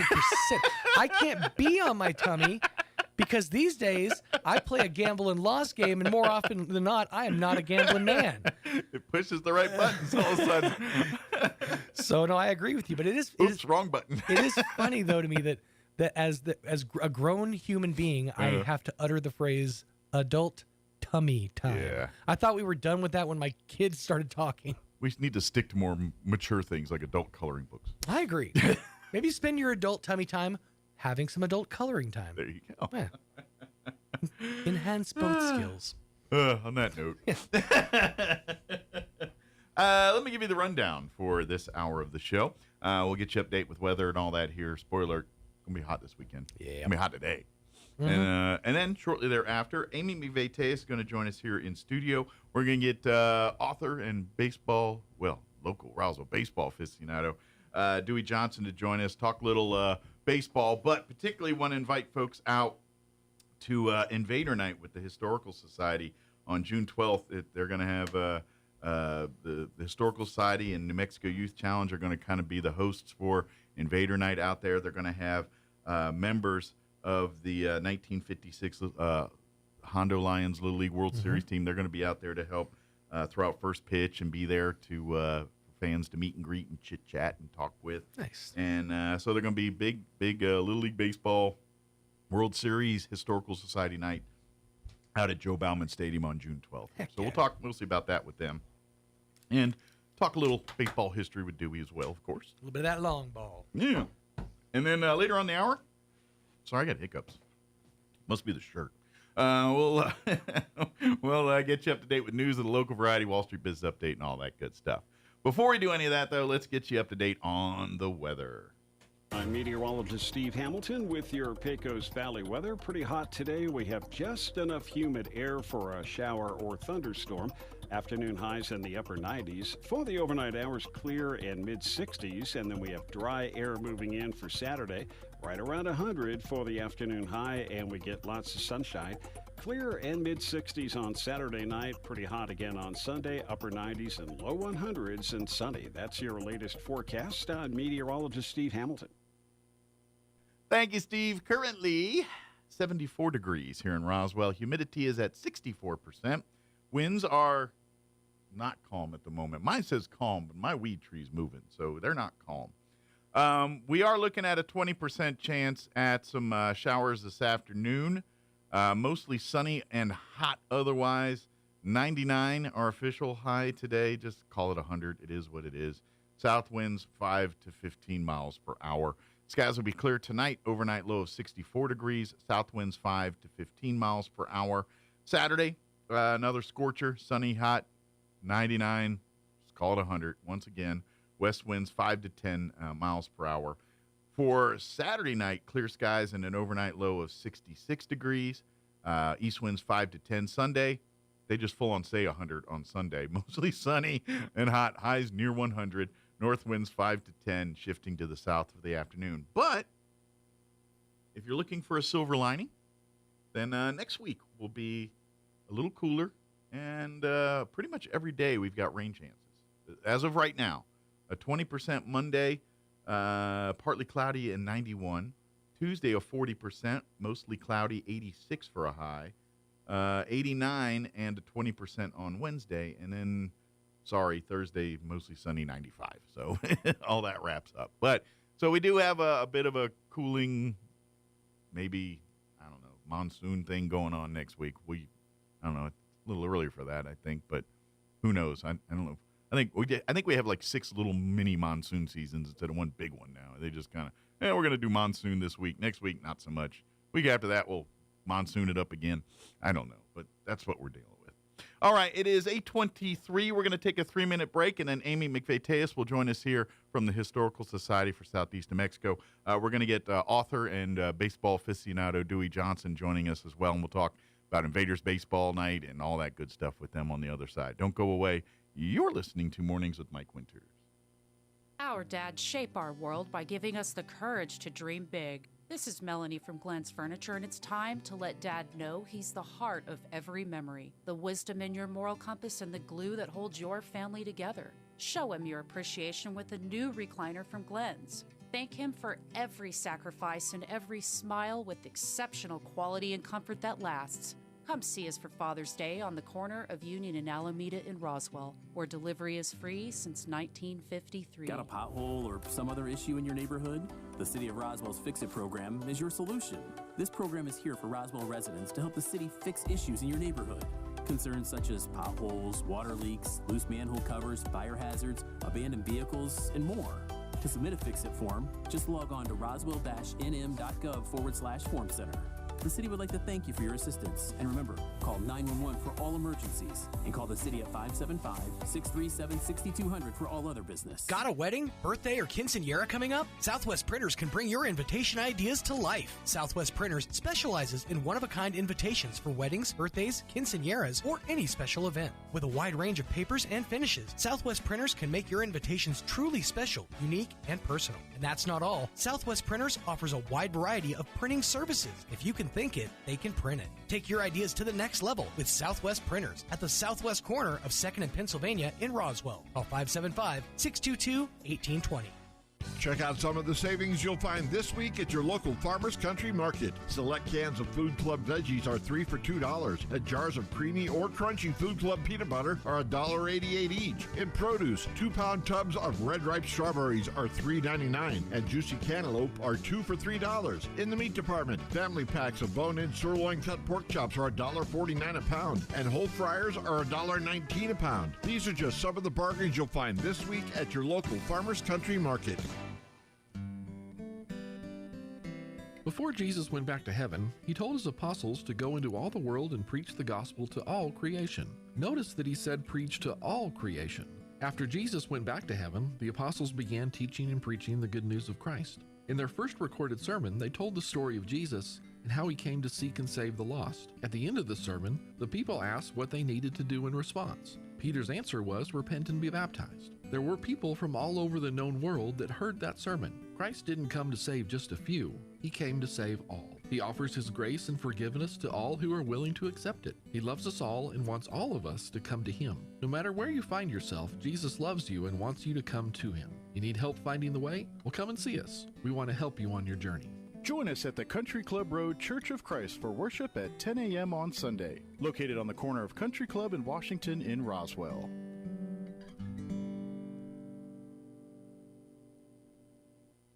Here's a Mornings with Mike Winters fun fact. The ball on top of a flagpole is called a truck. Mess with your friends today by pointing at a flagpole and say, hey, check out the truck on top of that flagpole. Here's Mike Winters.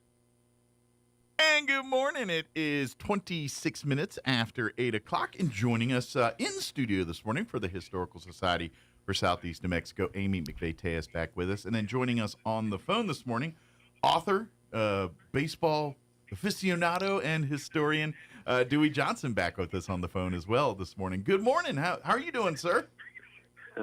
I'm fine, thank you. Good to be with you. Well, thank you for, I don't know what your schedule is, but getting up a little early to chit-chat with us on this morning. I don't know if you... No, I've been up a while. So well, I don't want to keep... I'm an early riser. Yeah, I have to get up early, but I got to lie. If I get to the point in life, I don't mind getting up early if I don't have to do anything. You know what I mean? Like if I just got to get up and sit on the porch for a minute, I'm like, let's get up early. But when I got stuff to do, I'm like, I want to sleep in. But first off, Amy, we of course, if for folks that didn't know, just 2 days ago we had Garrett Toddy, manager of the Roswell Invaders, joining us here, and they are in full swing in their baseball season here with the Invaders. And which, by the way, y'all, if y'all have not been out to a game this season, get out there. Just like they're just having some great games. It's almost seems like at least a couple times a week they've got home games out there. Occasionally they hit the road and do road trips, but almost every week you can go out to Joe Bauman and check out an Invaders game here. And but we do want to put June 12th on your radar. This is going to be kind of the Historical Society, Roswell, the Youth Challenge, and kind of a celebration of baseball history at Joe Bauman Stadium here for Invader Night on the 12th. We get this is why Dewey's joining us here is we're going to be blessed with some of the 1956 Hondo Line Little League World Series team. Yeah, the World Series team. Some of those players. Now, I don't think most of them are ready to put on an Invaders uniform and take first base or nothing. But they're going to be out throwing the first pitch and hanging out that night and swapping stories and meeting people and just hanging out and enjoying a night of baseball out there. So, are you going to be in town, Dewey, for that? Are you going to be able to join us? No, I'm not going to be able to do that. But sounds like a wonderful evening. Well. And of course, you've spent a lot of time with these gentlemen, as a fan, but also, as a historian and as a writing the history of this team and this stuff. And so when it comes to the history we're talking about on the 12th, there's probably not many people that know about it much about it as you do on this type of on this subject here. So. Well, I'm still learning a lot of stuff. Amy was very gracious, and she set up an interview whereby I got to talk to Jimmy Valdez and Farrell Dunham and Tom Jordan and David Sherrod there in Roswell. That would be last July. I learned a lot then, and I have learned a lot since by going through old newspapers, and so I'm having a wonderful time learning about Roswell Little League. Little League was started back in 1939 by this wonderful fellow named Carl Stotts in Williamsport, Pennsylvania. And 14 years later, it showed up in Roswell. So Roswell has had 2 leagues, and in 1956 it had 3 leagues of Little League since since 1953. Now that makes sense, and I never thought of it till just now. Now that makes. I always wondered, like, why of all places did Williamsport, Pennsylvania, end up the home for the Little League World Series? And now, Dewey just knocked that out of the park for me. Got that, check that box off the list. Yeah, I asked the guys. I mean, Williamsport is an amazing place. It is. I've actually been through that. They got behind this guy's dream, and oh my gosh, you talk about a team, that little town that Little League put on the map. It is. Jeez. It's. I've been through that town, and it's all things Little League baseball. It is. That town is really is basically built for it. Yeah. Yeah. Absolutely. So I'm as now I refresh my memory. Did you watch some of these guys play some of the minor league games and things growing up too? I remember we talked before, and because some of these guys went on to play more ball and things like that. And didn't you kind of follow their careers a little bit? In your young days. Basically, yeah. I started playing. I was a 10-year-old when Roswell won the World Championship. Gotcha. And so Tommy Jordan and Farrell Dunham and David Sherrod and Jimmy Valdez, they were 12-year-olds. And so I can remember batting unsuccessfully against Tommy Jordan and against Farrell Dunham. Well, don't feel bad. There's a lot of people that went down swinging to him. So there's a lot of me. Yeah, I'm in good company, aren't I? Yeah. You're in good company. Yeah. Yeah, and we reminisced. I've done the history of finding out why we were in this park out there across from Rocket Park. Roswell's first two Little League leagues were called Yucca and Hondo. Okay. And that was in 52. And I never heard of Yucca. 53, the Optimist also sponsored the Yucca, but it became known as Optimist. And also in 53, the Lions Club got behind Hondo. Okay. And it was Optimist always had a really great ballpark. People who grew up in Roswell can remember that park at the bottom of the hill there. It had the good grass. Would be Main and 11th grass on it. But the field that the World Championship team had regular league play on, here's the illustration that I use. In 1956, there is a picture of damage done to Fair Park Stadium by a tornado, a little twister that hit town. Okay. And it showed all the things they had to cancel a game one night. And it said, the place is covered with dust kicked up from the Lions Hondo Little League field across the street. There was not a blade of grass. Oh my goodness! I think that was a great comment on how bad that field was. It was just no dugouts, just bleachers. Yeah. And the reason why they abandoned it and moved on after 56, one of the reasons, it never had water. Oh, there's no irrigation. There was no drinking water there. Yeah. Well, and we live in a desert, so that's a problem. So that's right. That's right. Well, and this is why the 56 Lions Hondo team is kind of, I mean, obviously it's special to us because it's Roswell, but it's literally the underdog story. It is that what they make movies out of. When you watch, the Bad News Bears and all these movies, you have these teams that come from nothing and then go to great things and do that. And that's literally the 56 team story where, like you said, they play on dirt fields. these other teams, they have state-of-the-art equipment for the time and good gear, and these guys are probably leaving their gloves in the outfield for the other guys to grab them and use them for the next, you know what I mean? It was literally that, and so they were kind of the babe in the woods when they get to the World Series and all that, and so it's kind of, I'm gonna take a stab at like the movie Hoosiers when they kind of go to the championship and he's measuring I get a feeling they experienced something of that familiarity when they get to Williamsport and they get to the championship. Yes, the teams had been there. Let me tell you, you're talking about movies. Back in 2006, I wrote a book about 3 kids growing up in Roswell called Summer Champions, and in it I mentioned I started writing chapter 2 in the book with my knowledge of the 56 team. And so the mother of the actor, Neil Patrick Harris. Yes.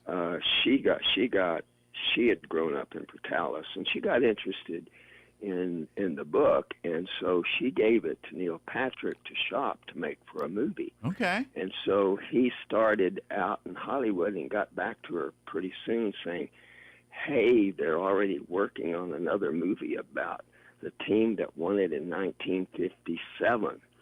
And that movie is called The Perfect Game. It was about Monterrey, Mexico. Okay. And Monterrey, Mexico won it in 57 and then again in 1958.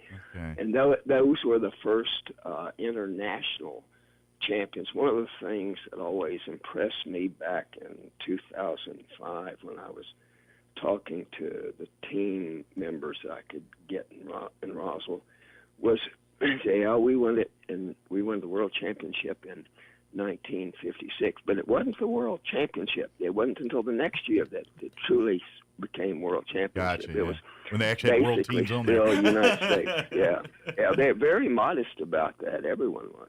Well, we still call it the World Series. I guess technically there's some teams in Canada that can win. So I guess, but yeah. How many teams from Japan play in the World Series? Not many. Maybe Toronto might win one. Yeah, Toronto. Yeah.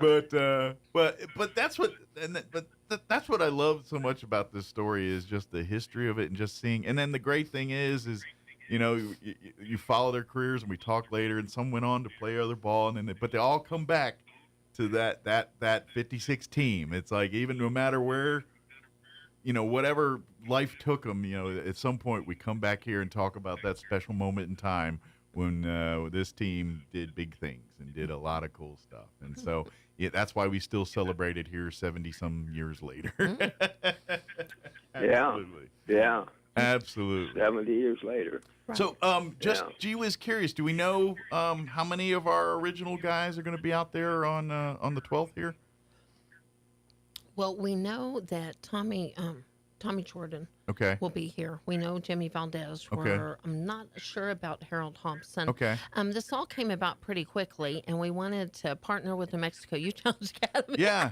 So it came on very. This is kind of. This is all happening over a week. It's not a last-minute thing, but we've been working on it just to get those young men out and have a little bit of history. But we'll have at least 2 or 3 we'll of have a couple for those guys for sure out there, and of course you get a chance to meet them. If you have Dewey's book, maybe they'll sign them for you and do all that stuff. And will we have any of that kind of stuff available at the game? So we will have autographed copies of Dewey's book on Joe Bauman. We have the Summer of Champions books. Excellent. We'll have Historical Society books and additional information just about the Historical Society. And we want to really encourage individuals. I know that Dewey's very passionate about this, and any way we can connect with him.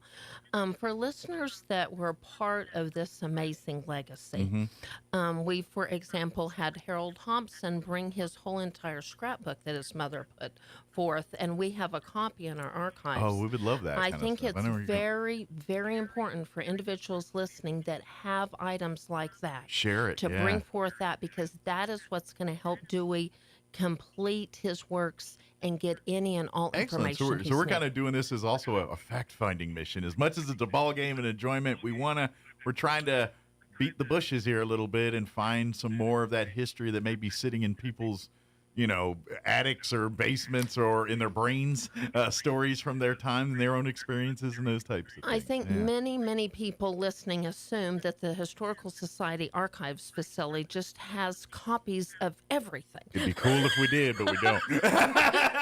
So many of those items are sitting in boxes. Sure. And Dewey, assist us being a little bit more specific on information that you're needing, and we just want to be advocates well, for thank you. Yes, sir. It's very interesting that I would like to publish the rosters of the teams. Okay. For example, we actually have the rosters of the regular league teams from 55. In Hondo, they were, if you may have heard of these, Malco, Stray Bolts, Lulax, and MLB Realtors. Okay. And those were the teams in 55 and 56, but we don't have the rosters for 56. We know in 56 that Malco won the regular season. Okay. But we have not only is it hard to come up with all this information, but the Roswell Daily Record, it publishes what it can get a hold of or what people provide it, and so there's not a consistency in every year. We have some wonderful pictures of Little League teams, but they're like from 57 on. Okay. The excitement about the World Series, winning it, all of a sudden turned the world's attention into It's the stuff that predates that a little bit that is hard to come by. Yeah, it's the stuff that predates it that is hard to come by. Gotcha. So and Amy mentioned the Harold Hobson scrapbook. Mike Sandry, who was one of the players, and he lived here in Albuquerque. I was at his house one time, and he showed me his mother's scrapbook. He said, "But you know what's wrong with the scrapbooks the mothers kept? They didn't start keeping them until their kid was put on the All-Star team." Yeah. So we have nothing about the regular season. Yeah. Yeah. So if there's some families out there, some, whether you maybe you were attached to maybe you're a family of one of the managers, coaches, and they may have some. Who knows? Maybe there's some old scorebooks and stuff sitting in a closet somewhere or something like that. Please, we would love to at least be made aware of it. I mean, these are probably if you're keeping them as treasured things, I want to keep them, but you can at least share a little bit with us, and so we can gather this information. Copies or something. Yeah. Oh, and we're always happy. So if you're listening and have information that you would allow us to make copies of, connecting these dots, call 622-8333. Yeah. Email me at historydirector@outlook.com, and nothing would make the Historical Society happier than to be a collective and partner with Dewey, not just on this project, but additional projects. Well, I don't think this is our history, and this is what we do at the Historical Society, and older history is documented as well as more, and it's just. And so we're digging through old collections, people's estates and things, and you'd be amazed at what pictures and what journals, what things turn up in this stuff. So that's what we're saying. So if you'd love to donate it, by all means, we would be blessed to have that. But even if you just let us make some copies or at least scan it in, take some pictures, something of it to make a record of it, so we can keep its history intact. That would be a good thing. So, what is interesting to me is that I've been looking through newspaper archives at the 1954 season. Okay. That would be the second season, and they talk about the north side and the south side. At that time, the dividing line was every kid that lived north of 2nd Street was in the Optimist Leagues. Little League, and every kid south of it was in the Lions Club. Gotcha. And there were two groups in town. One was called the North Side Mothers of Little Leaguers, and the other was called the South Side Mothers of Little Leaguers. And every once in a while, the Roswell Daily Record would mention their meetings. And the North Side, one time, when they were talking about, they used to sell peanuts, to cans of peanuts to raise money for the league. Bet they're boiled. But it said also the North Side wants the mothers to remember that you cut out everything in the newspaper about the league so that it will go into the Optimus Little League's 1954 scrapbook. So they just kept better documents. There's some of those out there, perhaps. Yeah. Well, hopefully there's a few others out there, and somebody has them sitting in there in a stored away in a trunk somewhere or something like that, hopefully. And you know what? It's Friday. If you're looking to some projects this weekend, maybe bust into those storage units or wherever you keep these kinds of things, and let's have a gander. You might realize you're sitting on some really cool stuff back there and not even realize it. That's true. That's kind of, I don't know.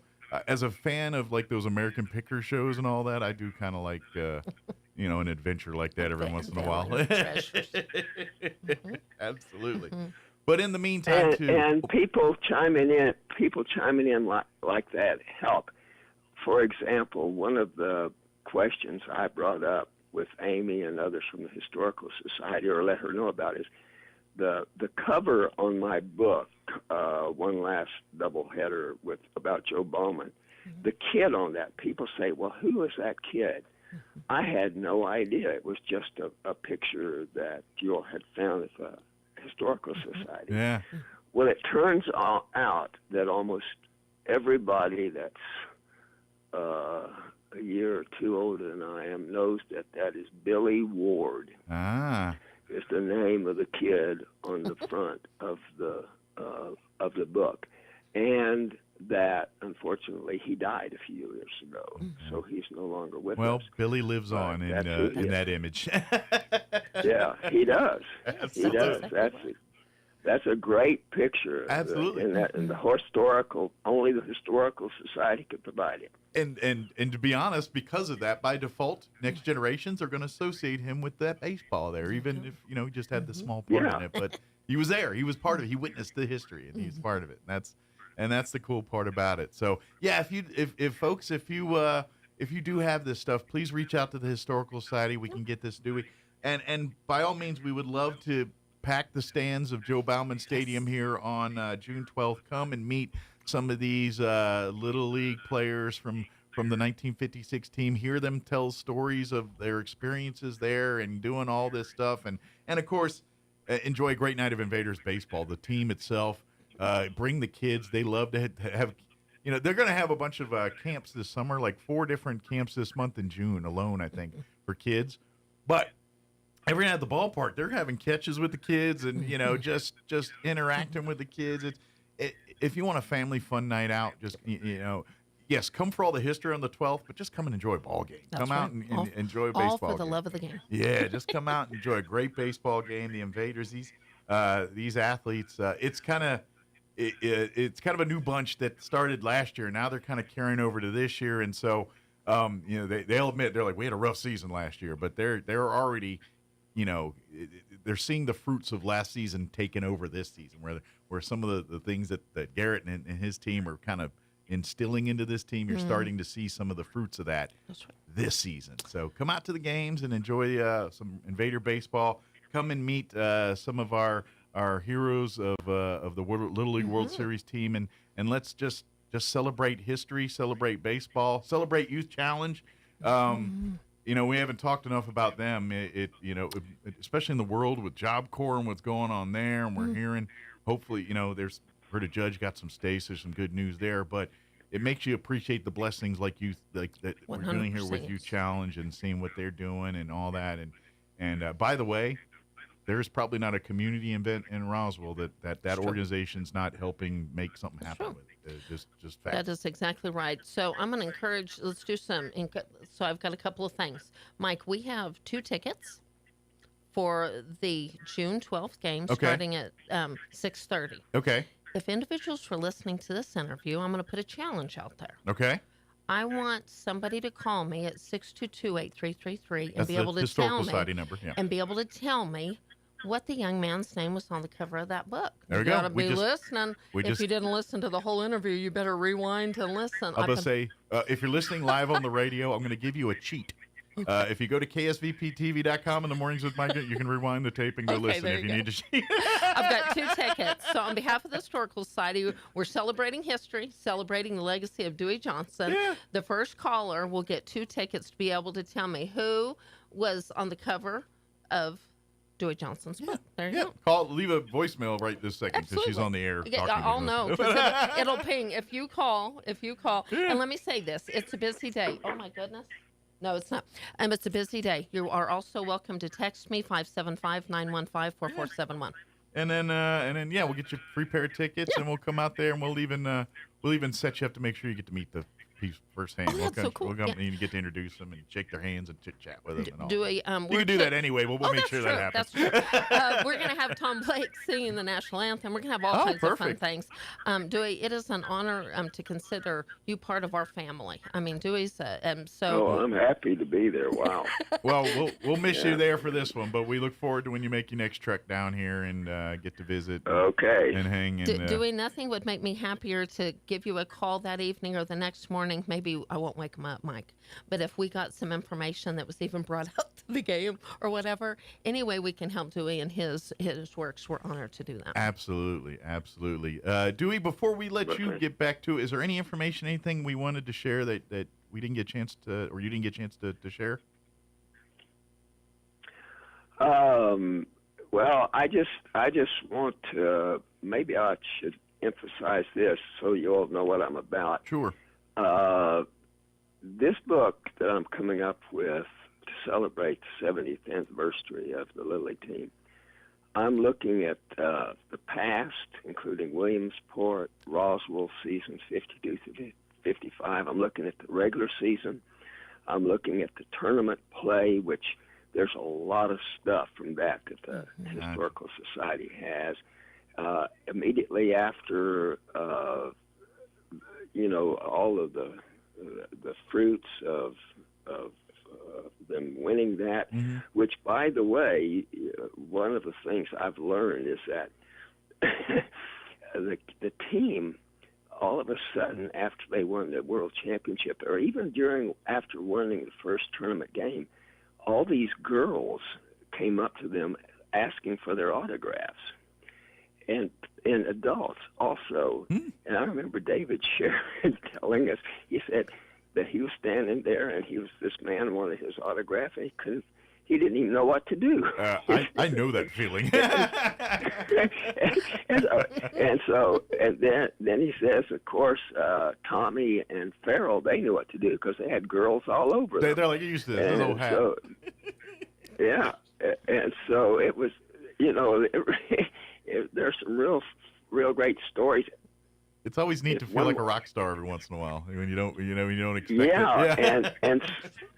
Yeah, and so then one of the neatest stories was that going home they stopped again in Chicago for I think it was Chicago playing Detroit, and because Tommy Jordan's dad had played with a guy, I think it was on the Detroit team that year.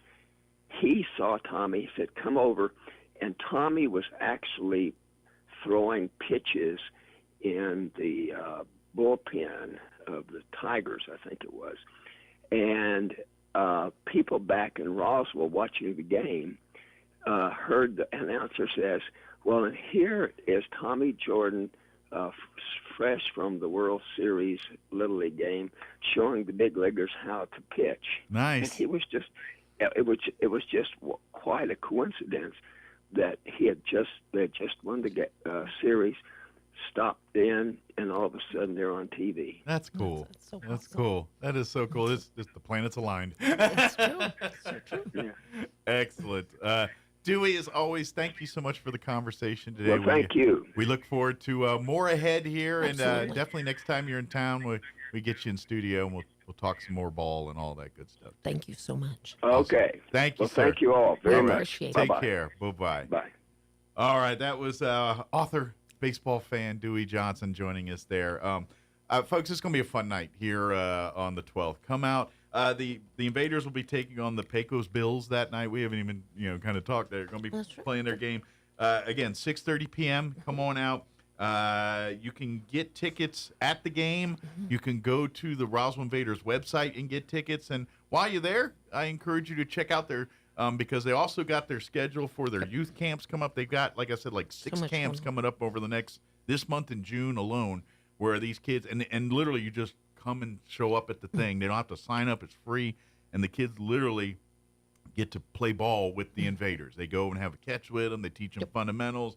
It's such a cool deal. So go to the Roswell Invaders. I think it's roswellinvaders.com or whatever their website. Go right there and get your schedule. And of course, if you want to look right when you're out there, you can get your Invaders caps and swag and all that good stuff. So you can support the team stuff. And do all that. And then, of course, come out. Like you said, if you want to get a copy of some of Dewey's books, autographed copies, if you want to come meet and have maybe some of the other players sign as well, too, please come on out and enjoy that. Like it'll be right around the Father's Day weekend. That's so, true. If you're looking to maybe do a thing with Dad, this might be the perfect little, Father's Day gift for Dad there. It'd be all good stuff. So, is there anything Historical Society we want to mention while we got on here? Tuesday, this coming Tuesday, is Texas Roadhouse Oh, Night yes, for the Roadhouse Historical Night, Society. Bring your loose change. We're collecting loose change. And mark your calendar on July 4th to be at the museum 1 to 4. We'll have a lot of fun festivities then.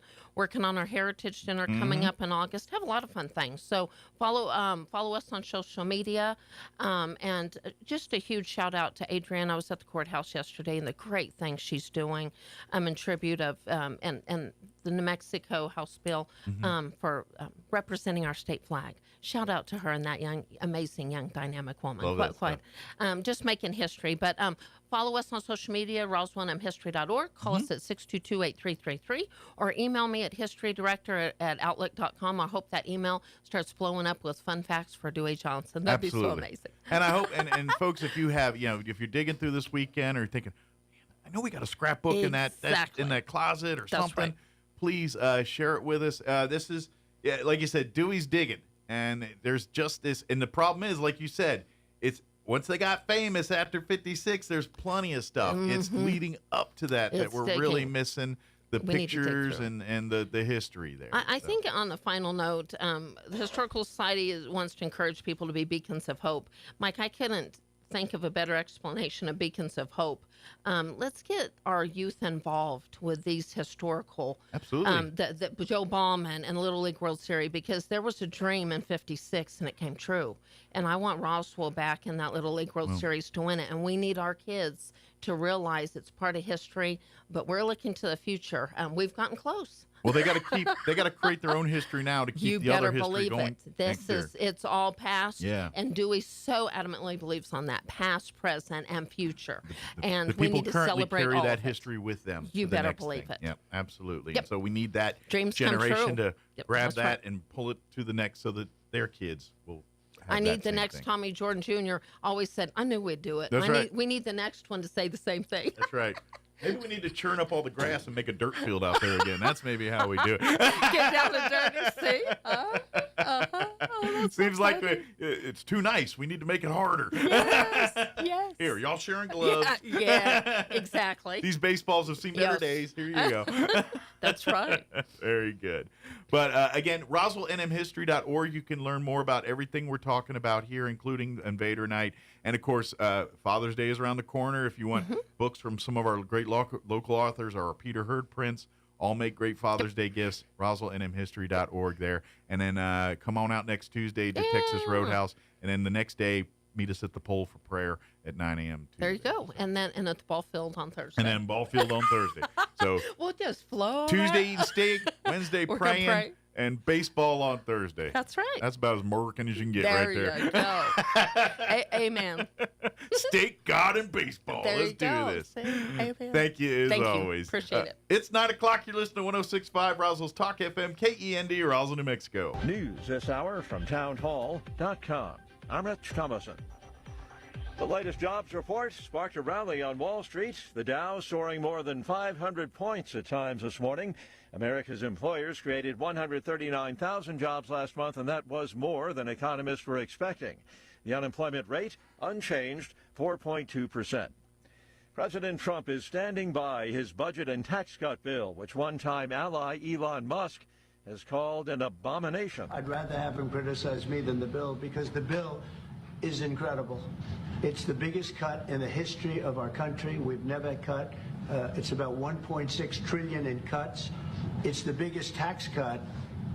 You would say people's taxes will go way down, but it's the biggest tax cut in history. It's we are doing things in that bill that are unbelievable. The bill's fate currently in the hands of the Senate, where some Republicans oppose certain elements of the bill. Ukraine says Russia has unleashed one of the largest aerial attacks of the 3-year war, missiles and drones raining down on the capital, among other places. BBC's Paul Adams is there. The people here of Kiev have experienced many, many, many nights just like the one we had last night. They spent a good chunk of it, like we did, in shelters, occasionally venturing out to listen to the sound of anti-aircraft fire, and occasionally very, very large explosions indeed. Just looking at the list of munitions recorded by the Ukrainians, they say that 36 cruise missiles were among the weapons that were used, along with drones and ballistic missiles.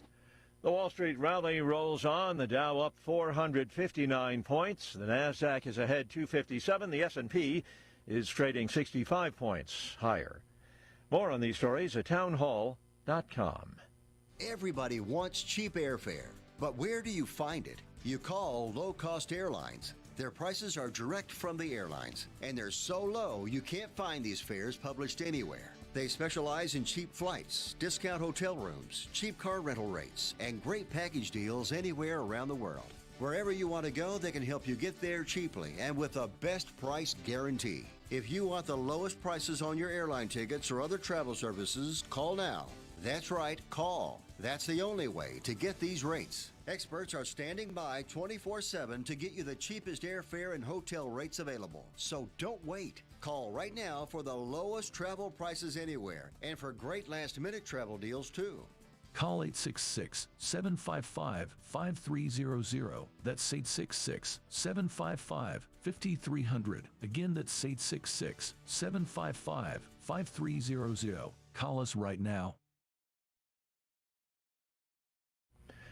The Israeli military has unleashed a ferocious attack on what it identified as terrorist targets in the southern suburbs of Beirut. The Israeli military described the locations as underground facilities used by Hezbollah to produce drones. Footage appears to show secondary explosions, suggesting that ammunition was being stored in at least one of the locations hit. What the Israeli military haven't explained is why this attack had to happen at night, shortly after 10 o'clock. Israel has carried out frequent airstrikes across Lebanon on targets it says are linked to Hezbollah. That's a BBC's Hugo Bashega. North Korea started repairing a 5,000-ton class destroyer. It was damaged during a botched launching ceremony in late May. That triggered a furious response from dictator Kim Jong-un. He called the failure a criminal act. News and analysis, townhall.com. Well, not only is it an ugly phenomenon, it's actually a dangerous one. Toxic seaweed is shattering records in overwhelming beaches around the Caribbean. Last month, the seaweed grew to over 37 million tons, and the amount is expected to grow even more this month. Smaller amounts also appeared in the Florida Keys, southeastern Florida beaches, the Mississippi Delta, and the Texas coast. Some resorts in the Caribbean are placing nets and buoys off the coastline to prevent the seaweed from covering their beaches. Tasha Stevens reporting. It was this day in 1944, a turning point in the Second World War. Nearly 160,000 Allied troops landed in Normandy, France on D-Day. They launched Operation Overlord, liberating German-occupied Western Europe. More than 4,400 Allied troops lost their lives on D-Day, and that included 2,501 Americans. More on these stories, townhall.com.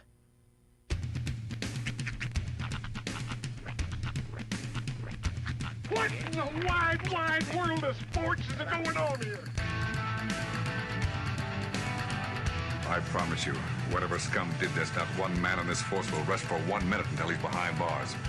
Now let's grab a bite to eat. Yeah, come on. I feel the hot wind on my shoulder and the touch of a world that is older. I hit the switch and check the number. I leave it on and then I slumber. I hear the rhythm ringing through it. Flamenco guitar and cumbia music. I hear the talking of the DJ.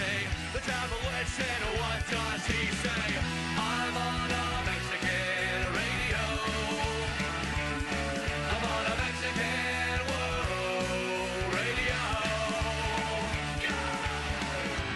Broadcasting live from high atop the J.P. White Building in downtown Roswell, New Mexico. It's Mornings with Mike Winters on 106.5 Roswell's Talk FM. Is that what I sound like when I talk? Now, here's your host, Mike Winters. And good morning. It is 6 minutes after 9 o'clock. Welcome. I'm going to get it right this time. To hour number 3. It is hour number 3. Tristan Viernos. I swear it is. I know. I checked my watch and everything. I looked it up. We'd be hard pressed to mess it up this time unless you said it was hour number 2 and then hour number 4. What? Then I think we need to send you for cognitive testing. That's one way to start the vacation early. Claim senility. I like the cut of your jib, sir. You know, that's as one gets older. Mm-hmm. Certain tools drop out the tool bag, but other tools, yeah, they do. Get at it. and you can play those cards. I'm old card. You can do that a little bit. And I've said it 100 times. And unfortunately, I think the world's changed, and I can't do it. I'm not. I had a goal in life just to live. To be old enough to where I can say things and they just chalk it up. He's old. from a different time. He's just old.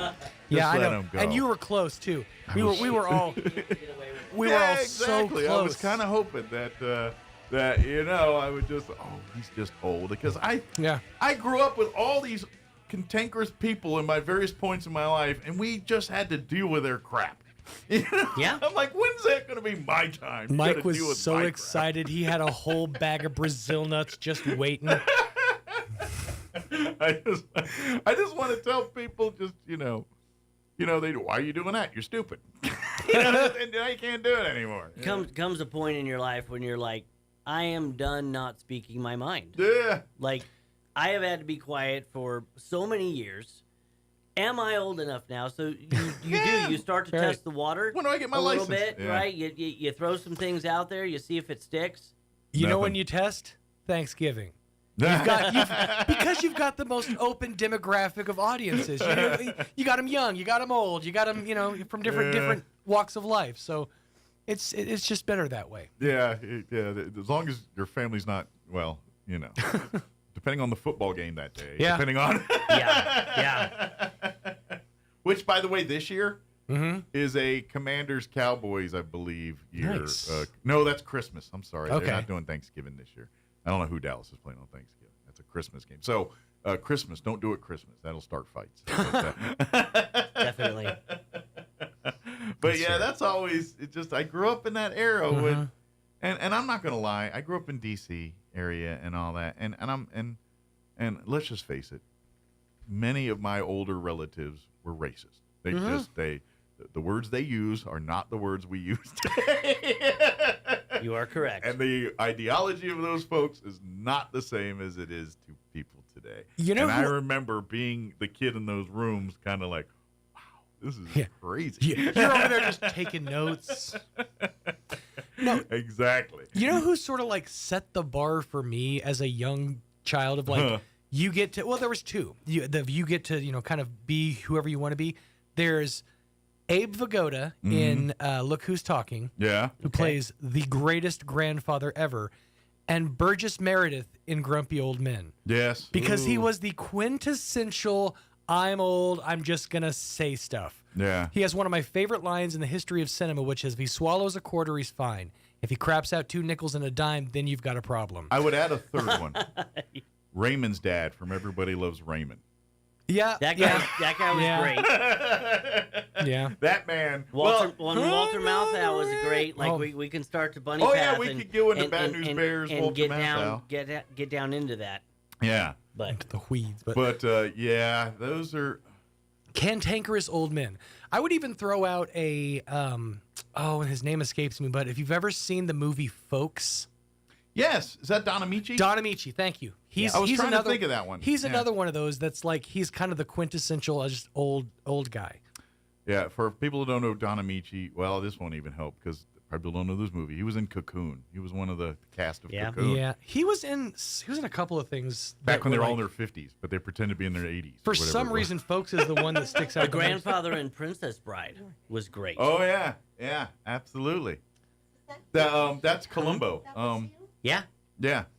That's it. He was the voice of, and this is my childhood. He was the voice of Shadow in Homeward Bound. Ah. Oh. Yeah. Okay. He was, you know what? And of course he was one of the businessmen in Trading Places. That's right. He was right. Oh, what were their names? I know they just left my head. Right in my head. I know the faces. So speaking of being old, one of the things, Mike, that I've learned is one of the first things that starts to escape you are the nouns. The nouns just go away. The person, the place, the thing. So when we're talking about stuff and we're like, oh yeah, do you remember when we went over to that guy who did that thing? Yeah. Or that place. The nouns just completely escape you. I've been doing that a lot. If anybody's listened to this show over the last 5 years, you know that guy from that movie? That's why I'm usually on the Google. Yeah, it shows my brain there. I liken it to like a murky ocean of just all these names that you know. And just right as you go to look at one, it just goes blue, blue, blue. Just under the surface. Yeah. Problem is, I'll remember it when I don't need it. Right. Like, it'll be 3 PM. I'm like, Don Amici or whatever that thing is. I'm Pop up in bed in the middle of the night. Oh, yeah, it was that guy. That's me every single time here. So let me give you the rundown for this hour of the show. Of course, we'll get you up to date with the weather here in just a bit. I ain't going to lie. It's going to be hot. Today's a big bag of hot. Tomorrow's another big bag of hot. And Sunday, the trifecta of hot. But good news, like next week, rain chances will be like 91 on Monday, 80s Tuesday, Wednesday. By like Thursday, we're back to 95. But if you hate this weekend, next week will be a little better. Yeah. And if you love this weekend, you're going to hate next week. Yeah, it's a real crapshoot. Poison. Yeah. So we'll get you updated with the weather here in just a bit. And then we're going to talk, of course, Barbara Gomez of Main Street Roswell will join us. Of course, you've been hearing Todd. That's Todd Versiglia. I've been practicing his voice. I'm not a ventriloquist. That's Todd. From the city going to join us. So we're going to talk all kinds of stuff. Main Street Roswell, UFO Festival, all the whole kit and caboodle. They had the Cultural Center ribbon cutting grand opening here yesterday. We got a bevy of stuff to talk about. So we'll talk about all that with them here in just a bit. We'll also get you up to date with news of the local variety, Wall Street business update, and whatever else we can conjure up for this hour of the show. By the way, Randolph and Mortimer Duke. There you go. Bingo. Bingo. I got the Leslie Nielsen with the bingo. Bingo. Another reference. All right, it is 9:13. Let's get you up to date on the weather. I'm meteorologist Steve Hamilton with your Pecos Valley weather. Pretty hot today. We have just enough humid air for a shower or thunderstorm. Afternoon highs in the upper 90s. For the overnight hours, clear and mid-60s. And then we have dry air moving in for Saturday. Right around 100 for the afternoon high, and we get lots of sunshine. Clear and mid-60s on Saturday night. Pretty hot again on Sunday. Upper 90s and low 100s and sunny. That's your latest forecast. Meteorologist Steve Hamilton. Thank you, Steve. Currently 77 degrees here in Roswell. Humidity is at 54%. That's high, isn't it? We got rain chances. 54. We don't do well in 54% humidity. We melt around here. North winds at 10 miles. Back east, they laugh. It's like, oh, it's nice out. It's dry climate today. No, not here. Winds are out of the north at 10 miles per hour. They're saying there's a chance. We do have a 20% chance at afternoon showers and thunderstorms. Otherwise, sunny, hot. They say 99. Let's call it 100. That's what it is. North winds 5 to 15 miles per hour. Clear tonight, overnight low of 64 degrees, south winds 5 to 15. Sunny for you Saturday. Guess what? 99 for a high again. Let's just call it 100. It is what it is. West winds 5 to 10 miles per hour. Sunday, now they full on admit 100. Mostly sunny, high of 100. North winds 5 to 10 miles per hour. And then, like I said, Monday we start seeing a change bit in that 91 with 20% chance of rain, a 40% chance of rain Tuesday with a high of 86, and Wednesday a 20% chance of rain, 89, and then by Thursday back to sunny and hot again. So that's what we're looking at. It is 9:15. Let's take a quick 3.5-minute break, and then we'll talk Main Street Roswell. We'll talk UFO Festival. We'll talk about the ribbon cutting yesterday, and probably other things as well. Don't go away. Lights, camera, action. Get superhero savings during our summer blockbuster sales event going on right now at Roswell Ford. Hey Roswell, you don't need to be a hero to pay zero. Drive home a new Ford with zero down and zero payments this summer.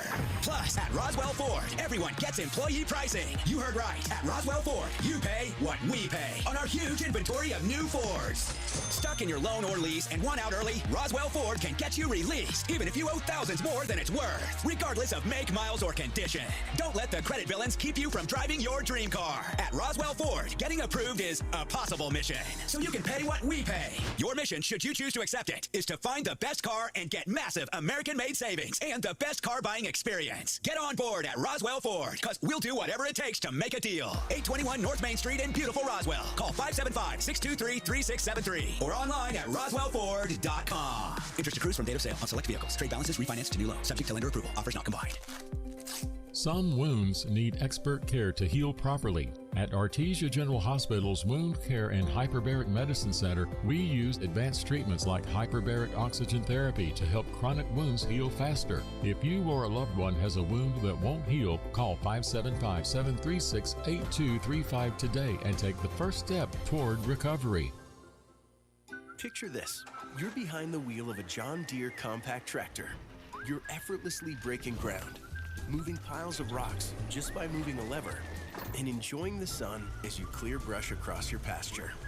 We could keep trying to put you in the moment, but to really understand what this feels like, you just have to get in the seat. Stop by Pecos Valley Equipment in Artesia and Roswell, or visit us online at pecosvalleyequipment.com.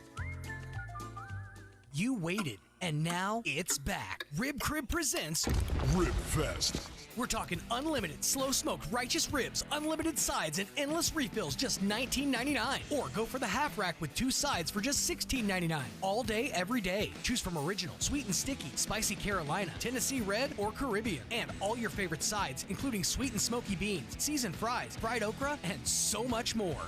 Rib Fest. Unlimited all-you-can-eat ribs all month long, all day, every day at Rib Crib on North Main in Roswell. Smoking the good stuff since 1992. Oink.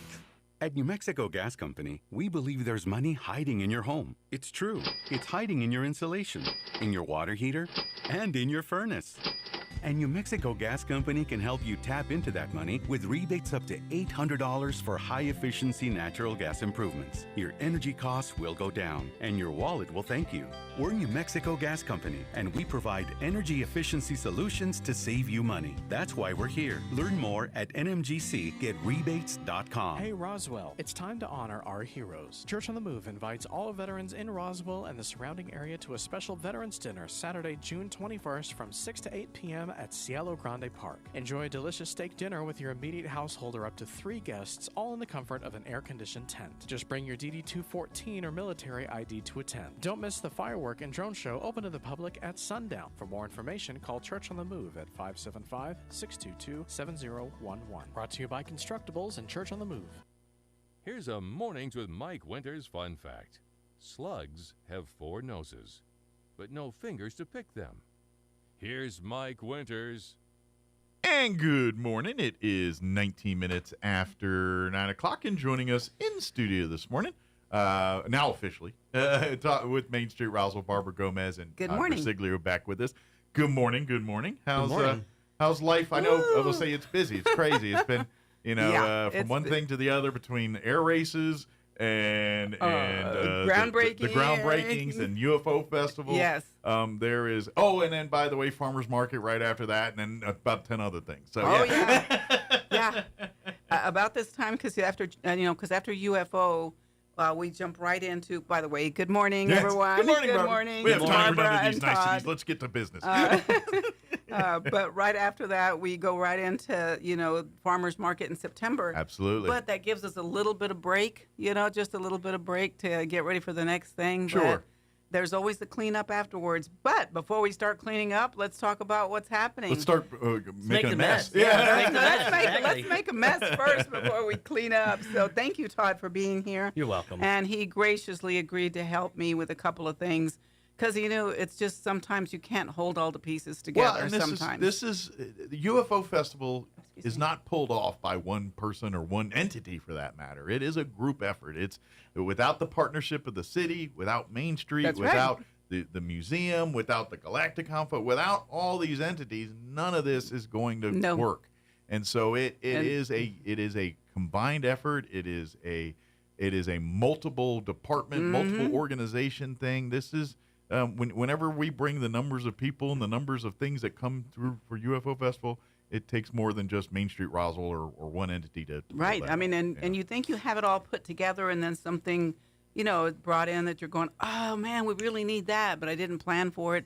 So sometimes that adjusts schedules a lot, and that's where the fun place starts. By the way, if I'm going to take a stab, if you called Barbara today and said I'd love to help some way, shape, or form, I'm pretty sure she's going to tell you, come on down. She will put you to work. Absolutely. Yeah, absolutely. Yeah. So, but I do want Todd to talk about this because the costume contest and the parade are really a big deal. These are kind us. of like the popular local things. These are the popular. I mean, a lot of the UFO festivals for our out-of-town folks, but we as locals, the runs, the costume contest, the pet costume contest, these are traditions that we, the locals, like to participate in. And you know what's really funny, Mike, though, but because people that are coming down are asking about it. So people that are traveling from Arizona or someplace else. We're not exclusive to locals, but yeah. They are wanting to go, say, how do I get into this parade?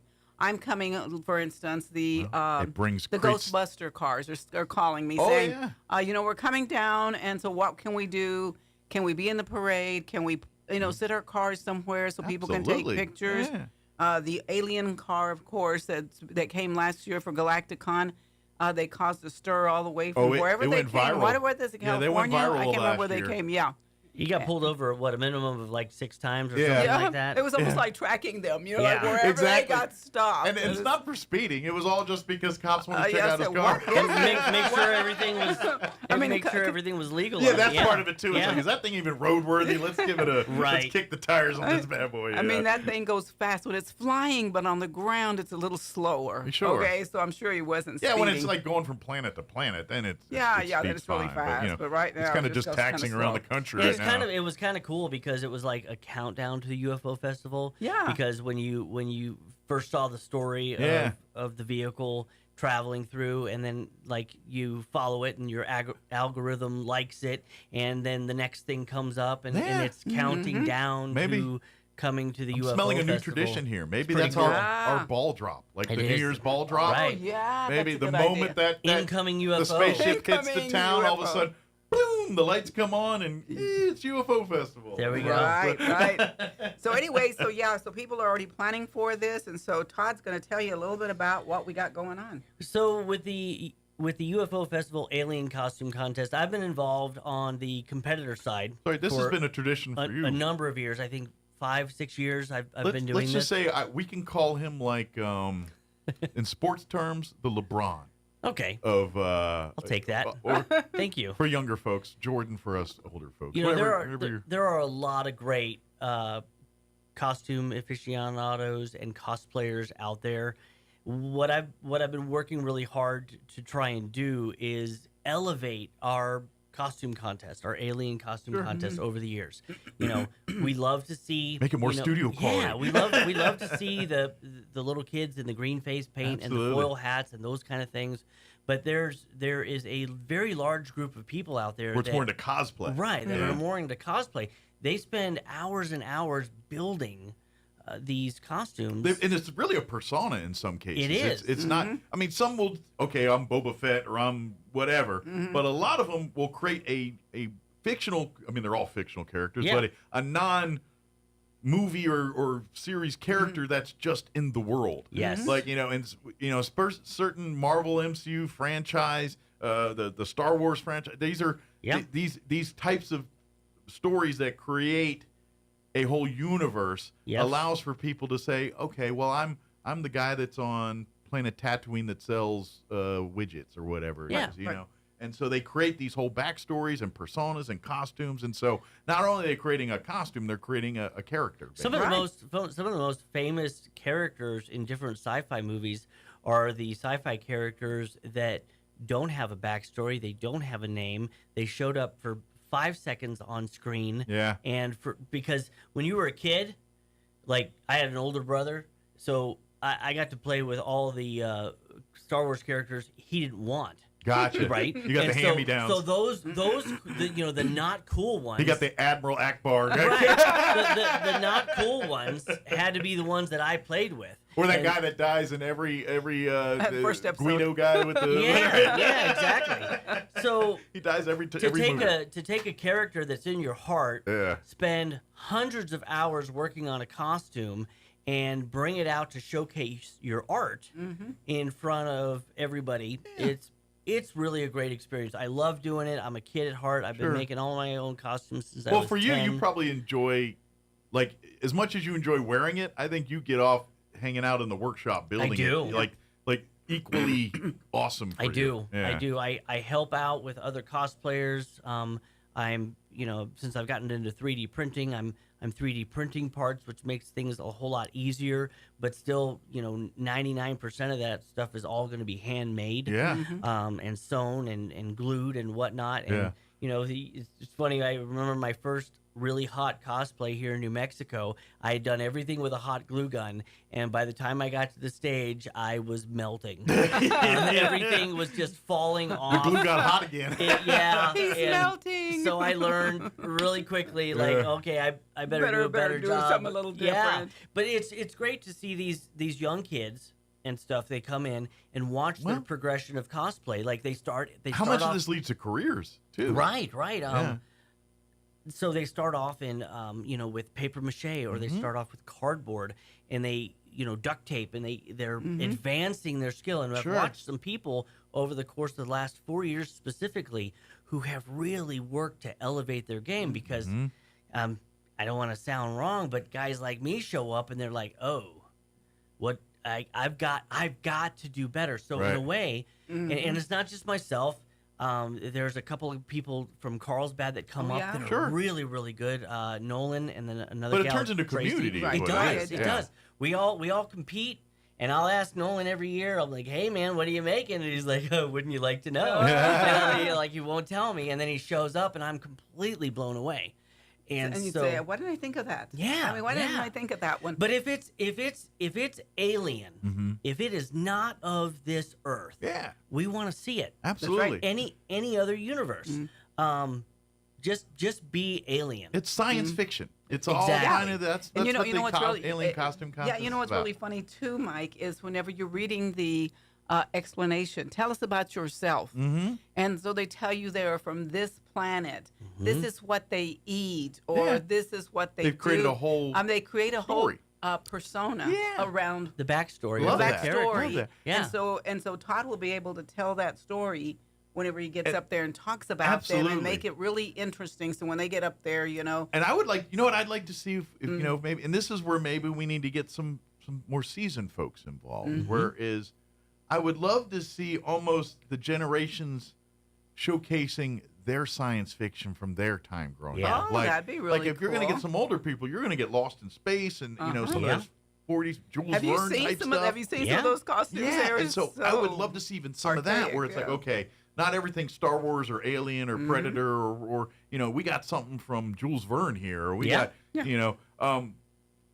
know this is not space, but I know this is kind of in that same thing on I just saw it on one of the channels. They're about to do a whole 20,000 Leagues Under the Sea TV show reboot. Oh, and wow. that's why I said Jules Verne, and it's called Nautilus. Okay. And it's basically this, and it's a TV show on, I think it's HBO Max, or it's one of these. I just remember seeing commercials for it last week.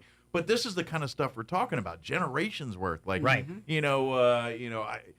Like 70s, like that Lost in Space or that Sidney Crosby. Like there's a creepy, creamy, weird science fiction-y stuff right in there. I would love to see maybe someone bring that era. You see a lot of that over at the Alien Spacewalks. Yeah. When you go over there, that type of 50s, 60s I want to see a bunch of all that, a little bit of everything. Hey, you know what, Mike? Maybe you came up with a new theme for next year. Possibly. Because every year we try UFO. every year, we try to come up with a theme, and this year, of course, we work with the city of Roswell to figure out a theme, and the theme this year is unclassified. Because everything's becoming unclassified. Yeah. So that's the theme, and it's kind of hard to figure out exactly. Yeah, there it is. Yeah, I gave you one of those, but I didn't give you a schedule of events, but I will share that. I got a miniature one that I really can't. I need a good one, but this is the one I printed off. Miniature one, but I'll give you a bigger one. This is not designed for people with bad vision. Oh, no. But, so, yeah, anyway, but so now's the time to plan, right? And we got the UFO alien costume contest entry form up and on the website at UFOfestival.com, and that is for everything with the UFO festival. Everything. If you want to know about Galacticon, if you want to know what's going everything on at that's the museum, on the schedule, Main Street, that's where it'll be. Everything is there in that one stop shop, so to speak. Yep. So the costume contest is going to be, of course, Saturday, July 6th. Lineup is going to be at noon. Judging starts at 12:30 sharp on the 5th Main Street stage. Okay. And then the contest will hopefully be wrapped up and done by 2 o'clock. Okay. Registration for that contest, and we're asking everybody to fill out their forms completely and email that to events@mainstreetroswell.org. Thank you.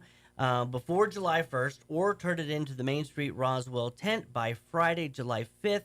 Or Saturday, July 6th, before 11 a.m. Very good. And unfortunately, we're not going to accept any late entries because the judging system that I have set up this way, we have to allow for time for that. So plan now. This is, I think, one of the earliest years the costume contest form has ever been up and published and ready to go. And so no slackers. That's right. Well, this gives time to percolate a little bit. Like if you're thinking, I always wanted to do this, it gives you roughly 3.5 weeks here to kind of put together a costume, something like that. Absolutely. You got time to do that. And to be honest, maybe if you're interested, give Todd a call directly. Say, hey, I'm hearing this. I kind of always love this stuff. Can I get a foot in the door in the community? Come to a thing, and next thing you know, next time they're having a gathering of meeting of the mind, so to speak, working on stuff. You can get in there. You can reach out to me. I am Todd Hobbit Versiglio on Facebook, the one and only. So you can get a hold of me there. You Google the Hobbit Roswell and Facebook. And I'll come up. It should come up pretty quick. So the categories for this year, there's the youth division, 17 years and younger, 18 years and over, a group division of 2 or more. Okay. And then out of those 3 categories will also be selected best of show. Nice. So you could win a category. Okay. And best of show. Possibly. Possibly. And then you could be an ensemble team. Like if you want to recreate the Fantastic Four or something. Yeah. Bada boom, bada boom. You got everything you need there. You can do all of that. Of course, that movie's popular. Or good. They're about to re-release that. Yeah, so. I'm going to go see it. Yeah. I can't wait. So one of the other things that we did this year was we went ahead and we put the judges' scorecard up with the form. Okay. That way, you can see what you're judging on. When a contestant is putting their costume together, they know what the judges are going to be looking for. And they can meet their criteria. Does it meet exactly whatever that you've kind of did? I'm sure some kind of constructions in there. Right. We're looking at originality. Yeah. We're looking at presentation and showmanship. We're looking at craftsmanship and effort. But you say those things, and when I say originality, that might be vastly different from what you guys think. That's originality is. Yeah. So, it just says, it gives a definition. Does the costume stand out from the crowd and offer a fresh take on a character or theme? So that's like, now they have a definition, because as a cosplayer, when I would do cosplay events, you might just know what that criteria is. Creativity. We're looking for creativity. Okay. Well, that's a little broad. It's very broad. This is just a gee whiz curious question. In the terms of, this may be more a cosplay thing than a costume contest thing, but like I know original is part of it, but say you're recreating, just for something simple, Darth Vader. Okay. Is the goal to make it as close to look like the Darth Vader on the movie screen as possible, or your own interpretation of Darth Vader? If like, you are okay, so what? So creativity in cosplay or costuming contests, it's going to be the same. Gotcha. So, but if you're looking for like originality, and you can tell that somebody is going for the original screen accurate Darth Vader. Gotcha. He's not a member of the 501st, right?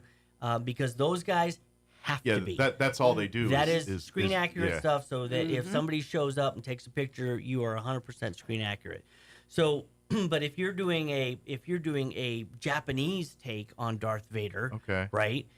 Okay, so there's some very originality going on with that costume. An anime version of you're looking for original elements of Darth Vader mixed with other original elements or themes. Crossing franchises might be a cool way to do your originality thing. Absolutely. It's like, what if Captain America was in the DC universe or whatever it is? You know, right? It is fun that way. Yeah, absolutely. Yeah.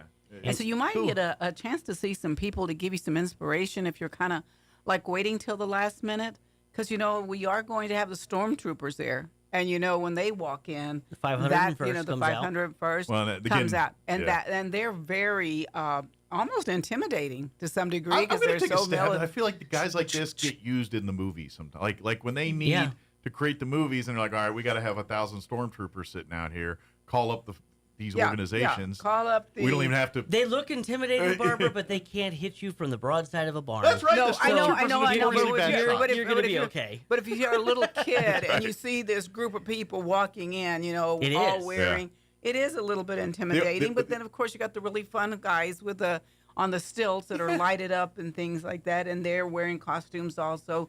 But then it's fun when they talk to you because the stormtroopers, because they all have that same that voice that mic they use that mic that gives. And then when they say special things that are a little off what you not expect, that makes me laugh. It's like, how's your cheeseburger? What?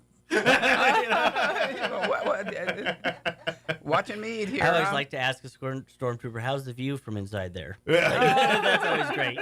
It's like, is your eye percentage? Is that why you guys can't hit nothing with your phasers? Because you have eyes like, what is it, flies? Like the kaleidoscope, whatever. Kaleidoscope eyes or something. Yeah. Careful, Mike. Phasers are from Star Trek. Blasters are from Star Wars. I apologize. There you go. I'm gonna catch you on that one. I didn't mean to upset. I couldn't let it slide. I know Sean is listening, so yeah. And he's also going to do the parade. Right. Which Very is good. the cool part is that Todd's also helping us now's work the time on to get the your parade. entries put together and start doing that. And I'm already hearing about some designs, and I'm telling you, you're going to see some really cool, very creative designs this year. What's the theme for this year's unclassified? Unclassified. I mean, for the parade too. Yes. Excellent. So, but you know what? We're open all the time for the parade. Do whatever you want. If it feels right to you and you want to go this direction or that direction, lots of lights, be very retro. The key do whatever. is light. It's That's right. a light parade. It's at night, so whatever your float or entry needs to be something that is illuminated. Right. So however you want to do that, that's the creative. Yeah, and if you're walking or if you're doing skating or bikes. Remember, be lit up. And with the technology with LED lights and stuff, it's a lot easier to do it. That's not going to suck all the drainage out of your truck. You don't have to carry a generator with you these days. Yeah, you can do a lot of cool stuff with lights. Here comes our next float or our next entry. You don't have to drag a power plant with you to do it. It's kind of like the music boxes that people used to carry, so you have this big old generator. It's like, it's all attached to my truck battery. That's why I'm dead 2 blocks down the parade route. Yeah. But but now's the time to start plotting and planning. So if you want to create your own crash site on a float or whatever it is you want to do. Do you know the one of the Army groups that came, and I don't know if you remember if it was the National Guard or who it was. They did this whole scene with a truck with a dead alien. Everybody jumping down. Oh, wow. I think they had an inside edge on that one.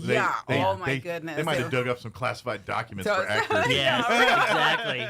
They might have used some of the original crash site, and they could have put it right in front of us, and we wouldn't have known. We don't even know. Absolutely. Right. But that's going to be interesting. But yeah, that parade entry form is also up and live on the website at ufofestival.com. Now, the sooner the better. Again, there's deadlines on that, too, because it takes quite a bit of plotting and planning to line up a parade correctly. Yes. Therefore, we can't wait till the last minute to get submissions. Well, because if we're going to judge them, Yeah. we need to know where you're going to be, okay? Sure. And Todd's going to be responsible for helping to put all those together. So when the judges are sitting up there, they'll come in some sort of order, but we always get some latecomers. Everybody gets there at turned. the end, and so Yep. Todd's come up with if a you're plan late, we're gonna put you right there at the end. But Maybe we'll I've put you got under a good miscellaneous. Way, I don't good know. way to score you. Again, this one is up on the website, and What's the category? Do you have categories for this year? So for the we parade? do. We do have categories for the parade this year. Cash prizes are going to be awarded for Best Declassified. So Okay. if you're going for the declassified theme, you're going to circle that. Weather balloons or whatever. Right. Best Right, that was alien, mannequins. Best alien encounter. Okay.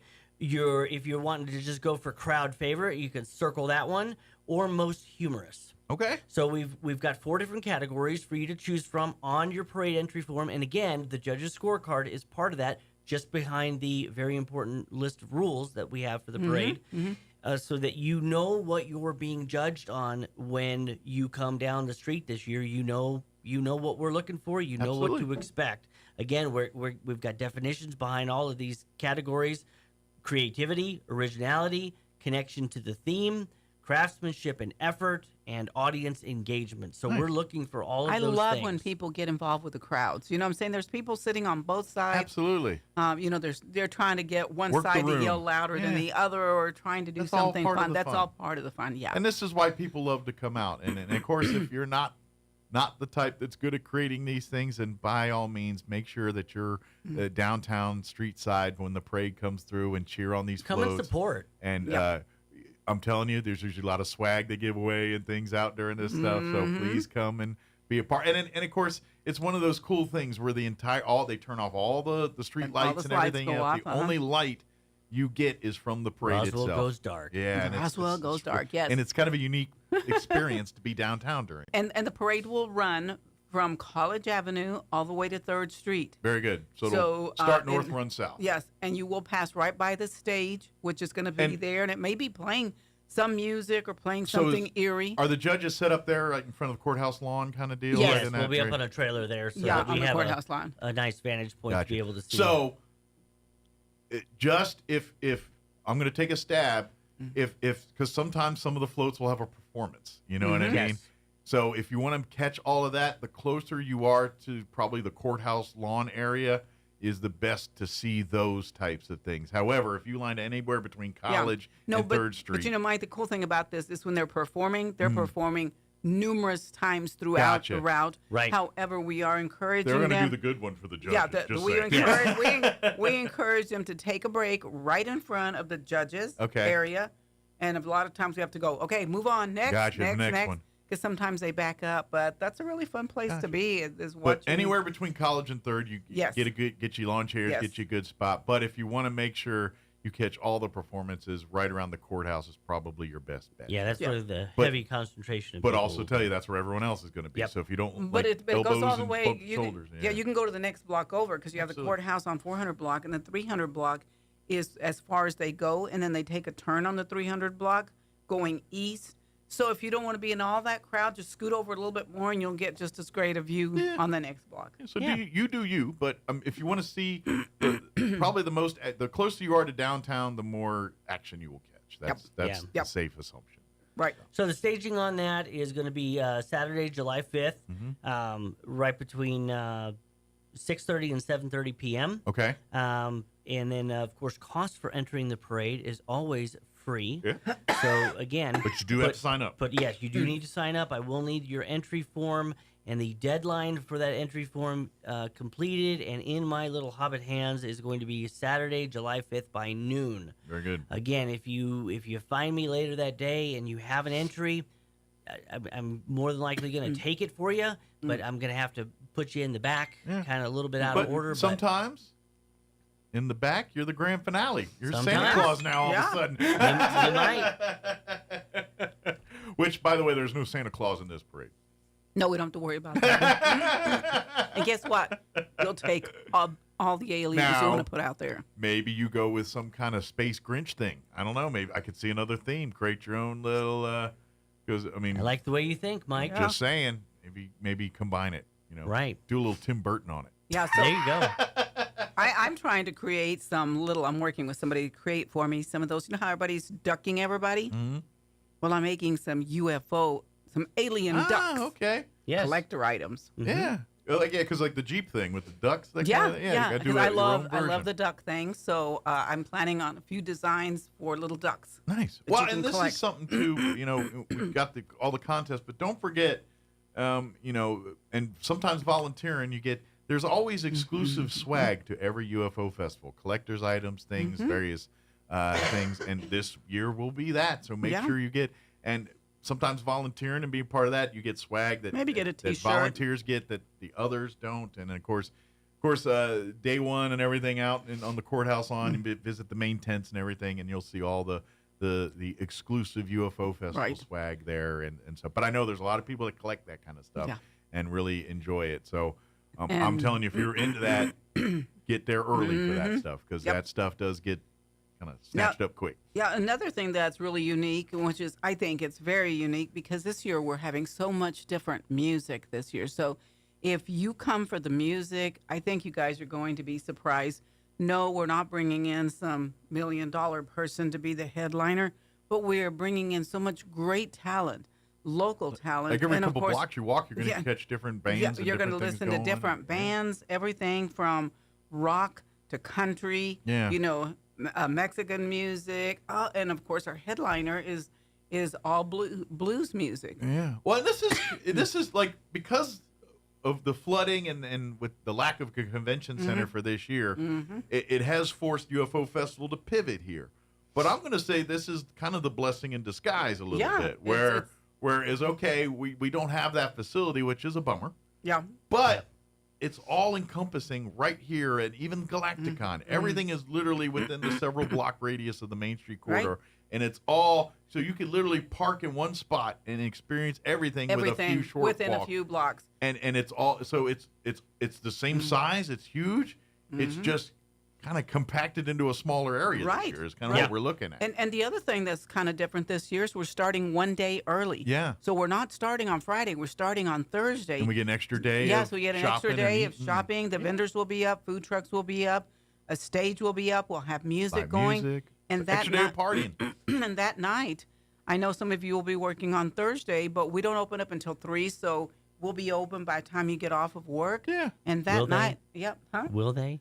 There we go. I'm just gonna rib her a little bit because she's working. Barbara's been working so hard. I run into myself sometimes, you guys. I've been working. Well, it's like I'm moving so parts. fast. But we are going to have that drone show on Thursday night, and it will be seen down the Main Street District Drag. Nice. And so We'll get you a good spot anywhere in the Main Street area. You should have a good It'll good have spot. some patriotic music going with it, because we weren't able to get them for Friday. So they will be here early on Thursday. Yeah, that's going to be pretty cool.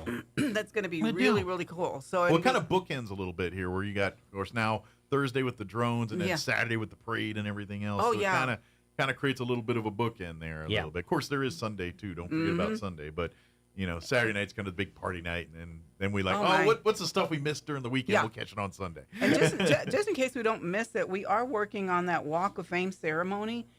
Every year we add a new plaque over in front of the statue at Pioneer Plaza. Yeah.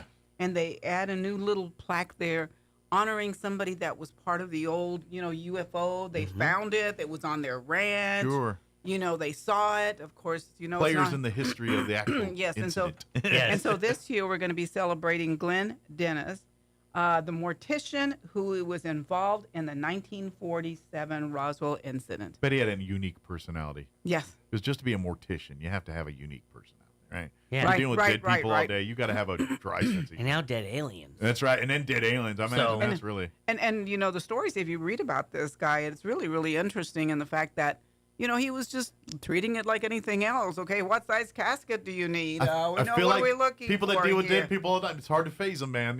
Whatever. Right, I've seen it all. But then again, before the cover-up, he was just treating it just like any other, person that died, it was all of it, pretty interesting to him. Kind of like some cooks. You put it on my plate, I'll grill it somewhere. And that'll be a Friday from 9 to 10. So that will be just kind of a ceremony little thing that we're going to be doing there. Well, and that's with the city of Roswell. And that's the beauty of this festival. What I love, because we're talking about the contests and all the fun part. But if you are a legitimate wanting to know the history, the science, you see the gamut here, and and of course, going into the UFO museum, you're going to run into people that are literally the scientists that study, and you get everything. You get stuff to like, wow, this is legit. This seems something. To the foil hats and to the wackadoo. You get all the above there. Sure. And but it's highly. Don't forget that part of the festival too. Oh yeah, because that is important. Yeah. Now, when did they light I was trying to think when they lit the rocket that's downtown. That one that Josh Berry and the city worked on together. The slide. The rocket slide. Yeah. Yeah, it kind of even coincided with something we were doing on Main Street. I'm trying to remember how long ago it's been. That was about a year ago. It was about last summer. I think it was around UFO that thing was lit right. also. It was right around that time. And I can remember walking out of Martine's Capital Cafe, and they were out there, lots of people working on it, and I go over there to see what's going on. Everything was working just fine. The day before, the lights wouldn't turn on. And so Josh that always happens. Josh was frantic trying to get it done. Some Murphy's Law or something. They all got together and got it done. But, yeah, it's going to be really, really cool. Yeah. Everything that we're working really hard to work together this year with the city.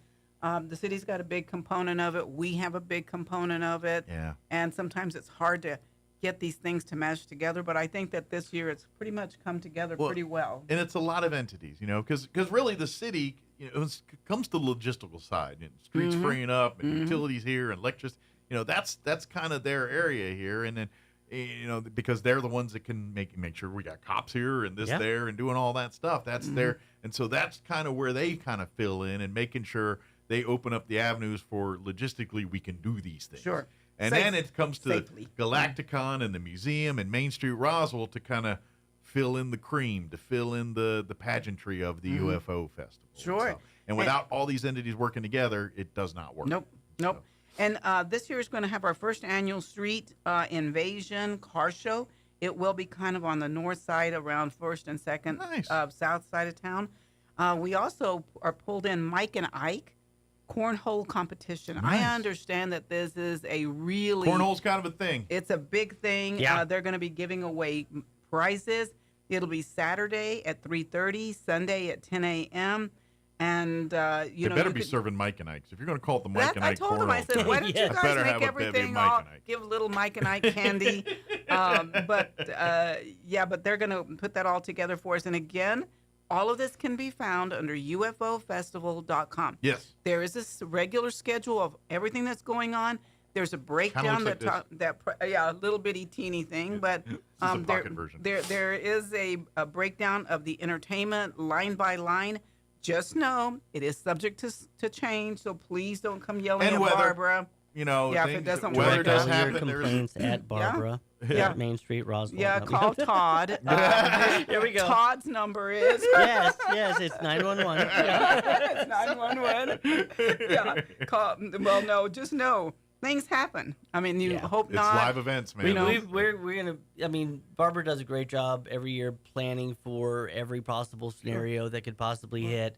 And then, life has a way of laughing something at you doesn't show up on sometimes. time. Something breaks. Right, happens. It's just what happens. Yeah. I mean, I watched a band in Albuquerque, they're a relatively young band, fixing to open up for a huge headliner. Somebody stole their trailer.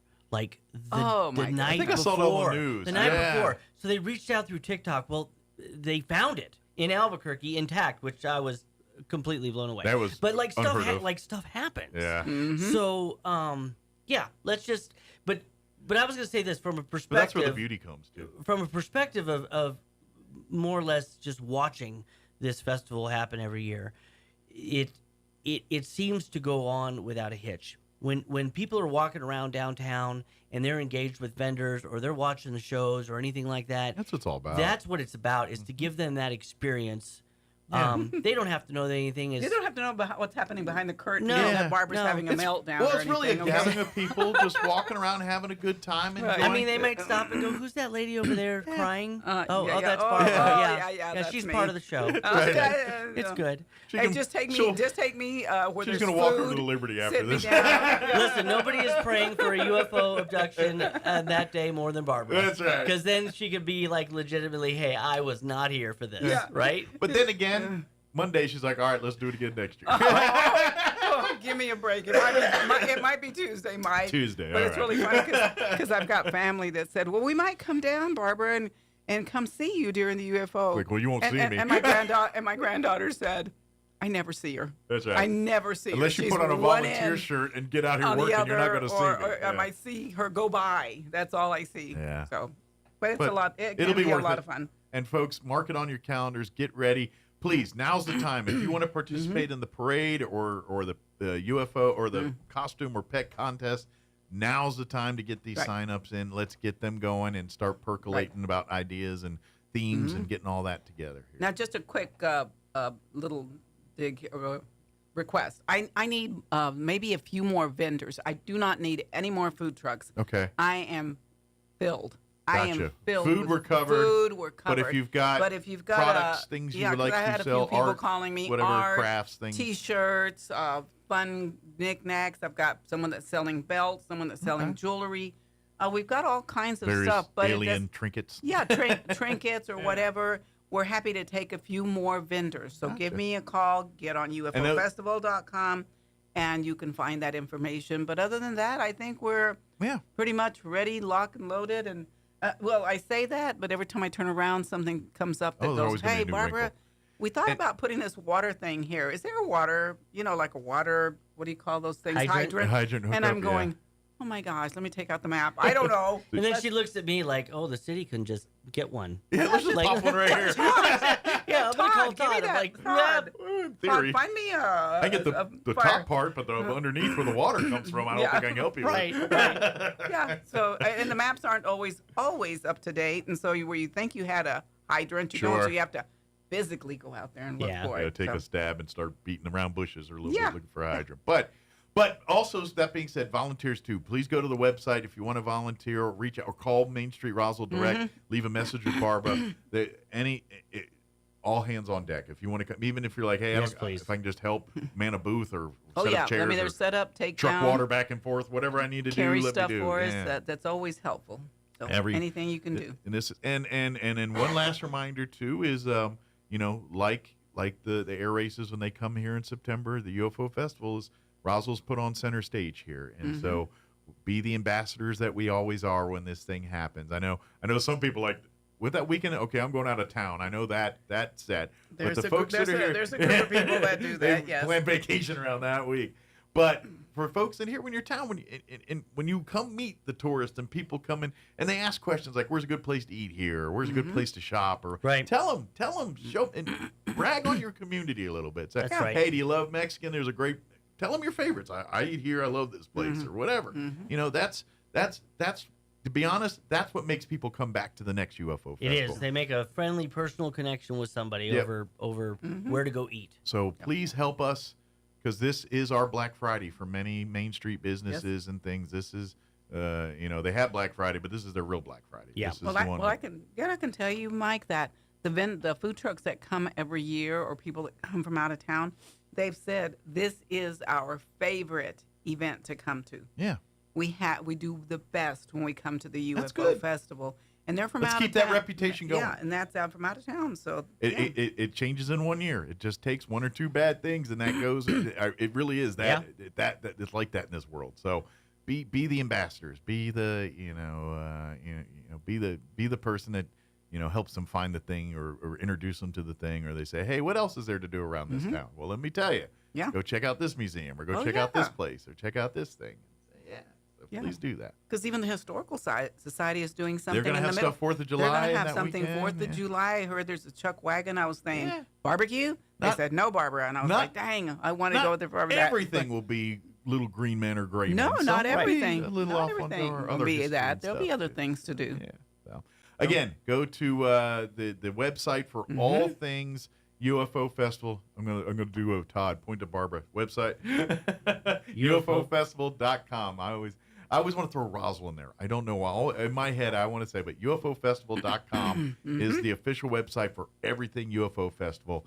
And start going there now. Start, like I said, sign-ups for the costume contest and parade are already up there. Let's get them worked out, filled out this weekend. And, the more we get earlier, the less headache Todd has to deal with down. Thank you. As we get closer. Yes, thank you. Very good. Do we get it all? I think we got enough of it for Very next good. time. We got enough for now. Till next time. All right, it's 10 o'clock. They're kicking me off the radio. You're listening to 106.5 Roswell's Talk FM, KEND, Roswell, New Mexico. Have an amazing weekend. Sean in next week. I'm going on vacation, so we'll talk to you a week from Monday. Take care. Bye-bye. 4.2%. President Trump and Harvard continue their legal battle. Correspondent Donna Warder has more. A federal judge is temporarily blocking President Donald Trump's proclamation that banned foreign students from entering the U.S. to attend Harvard University. Trump issued the proclamation Wednesday, and the judge blocked it late Thursday after Harvard filed a legal challenge. Also, a town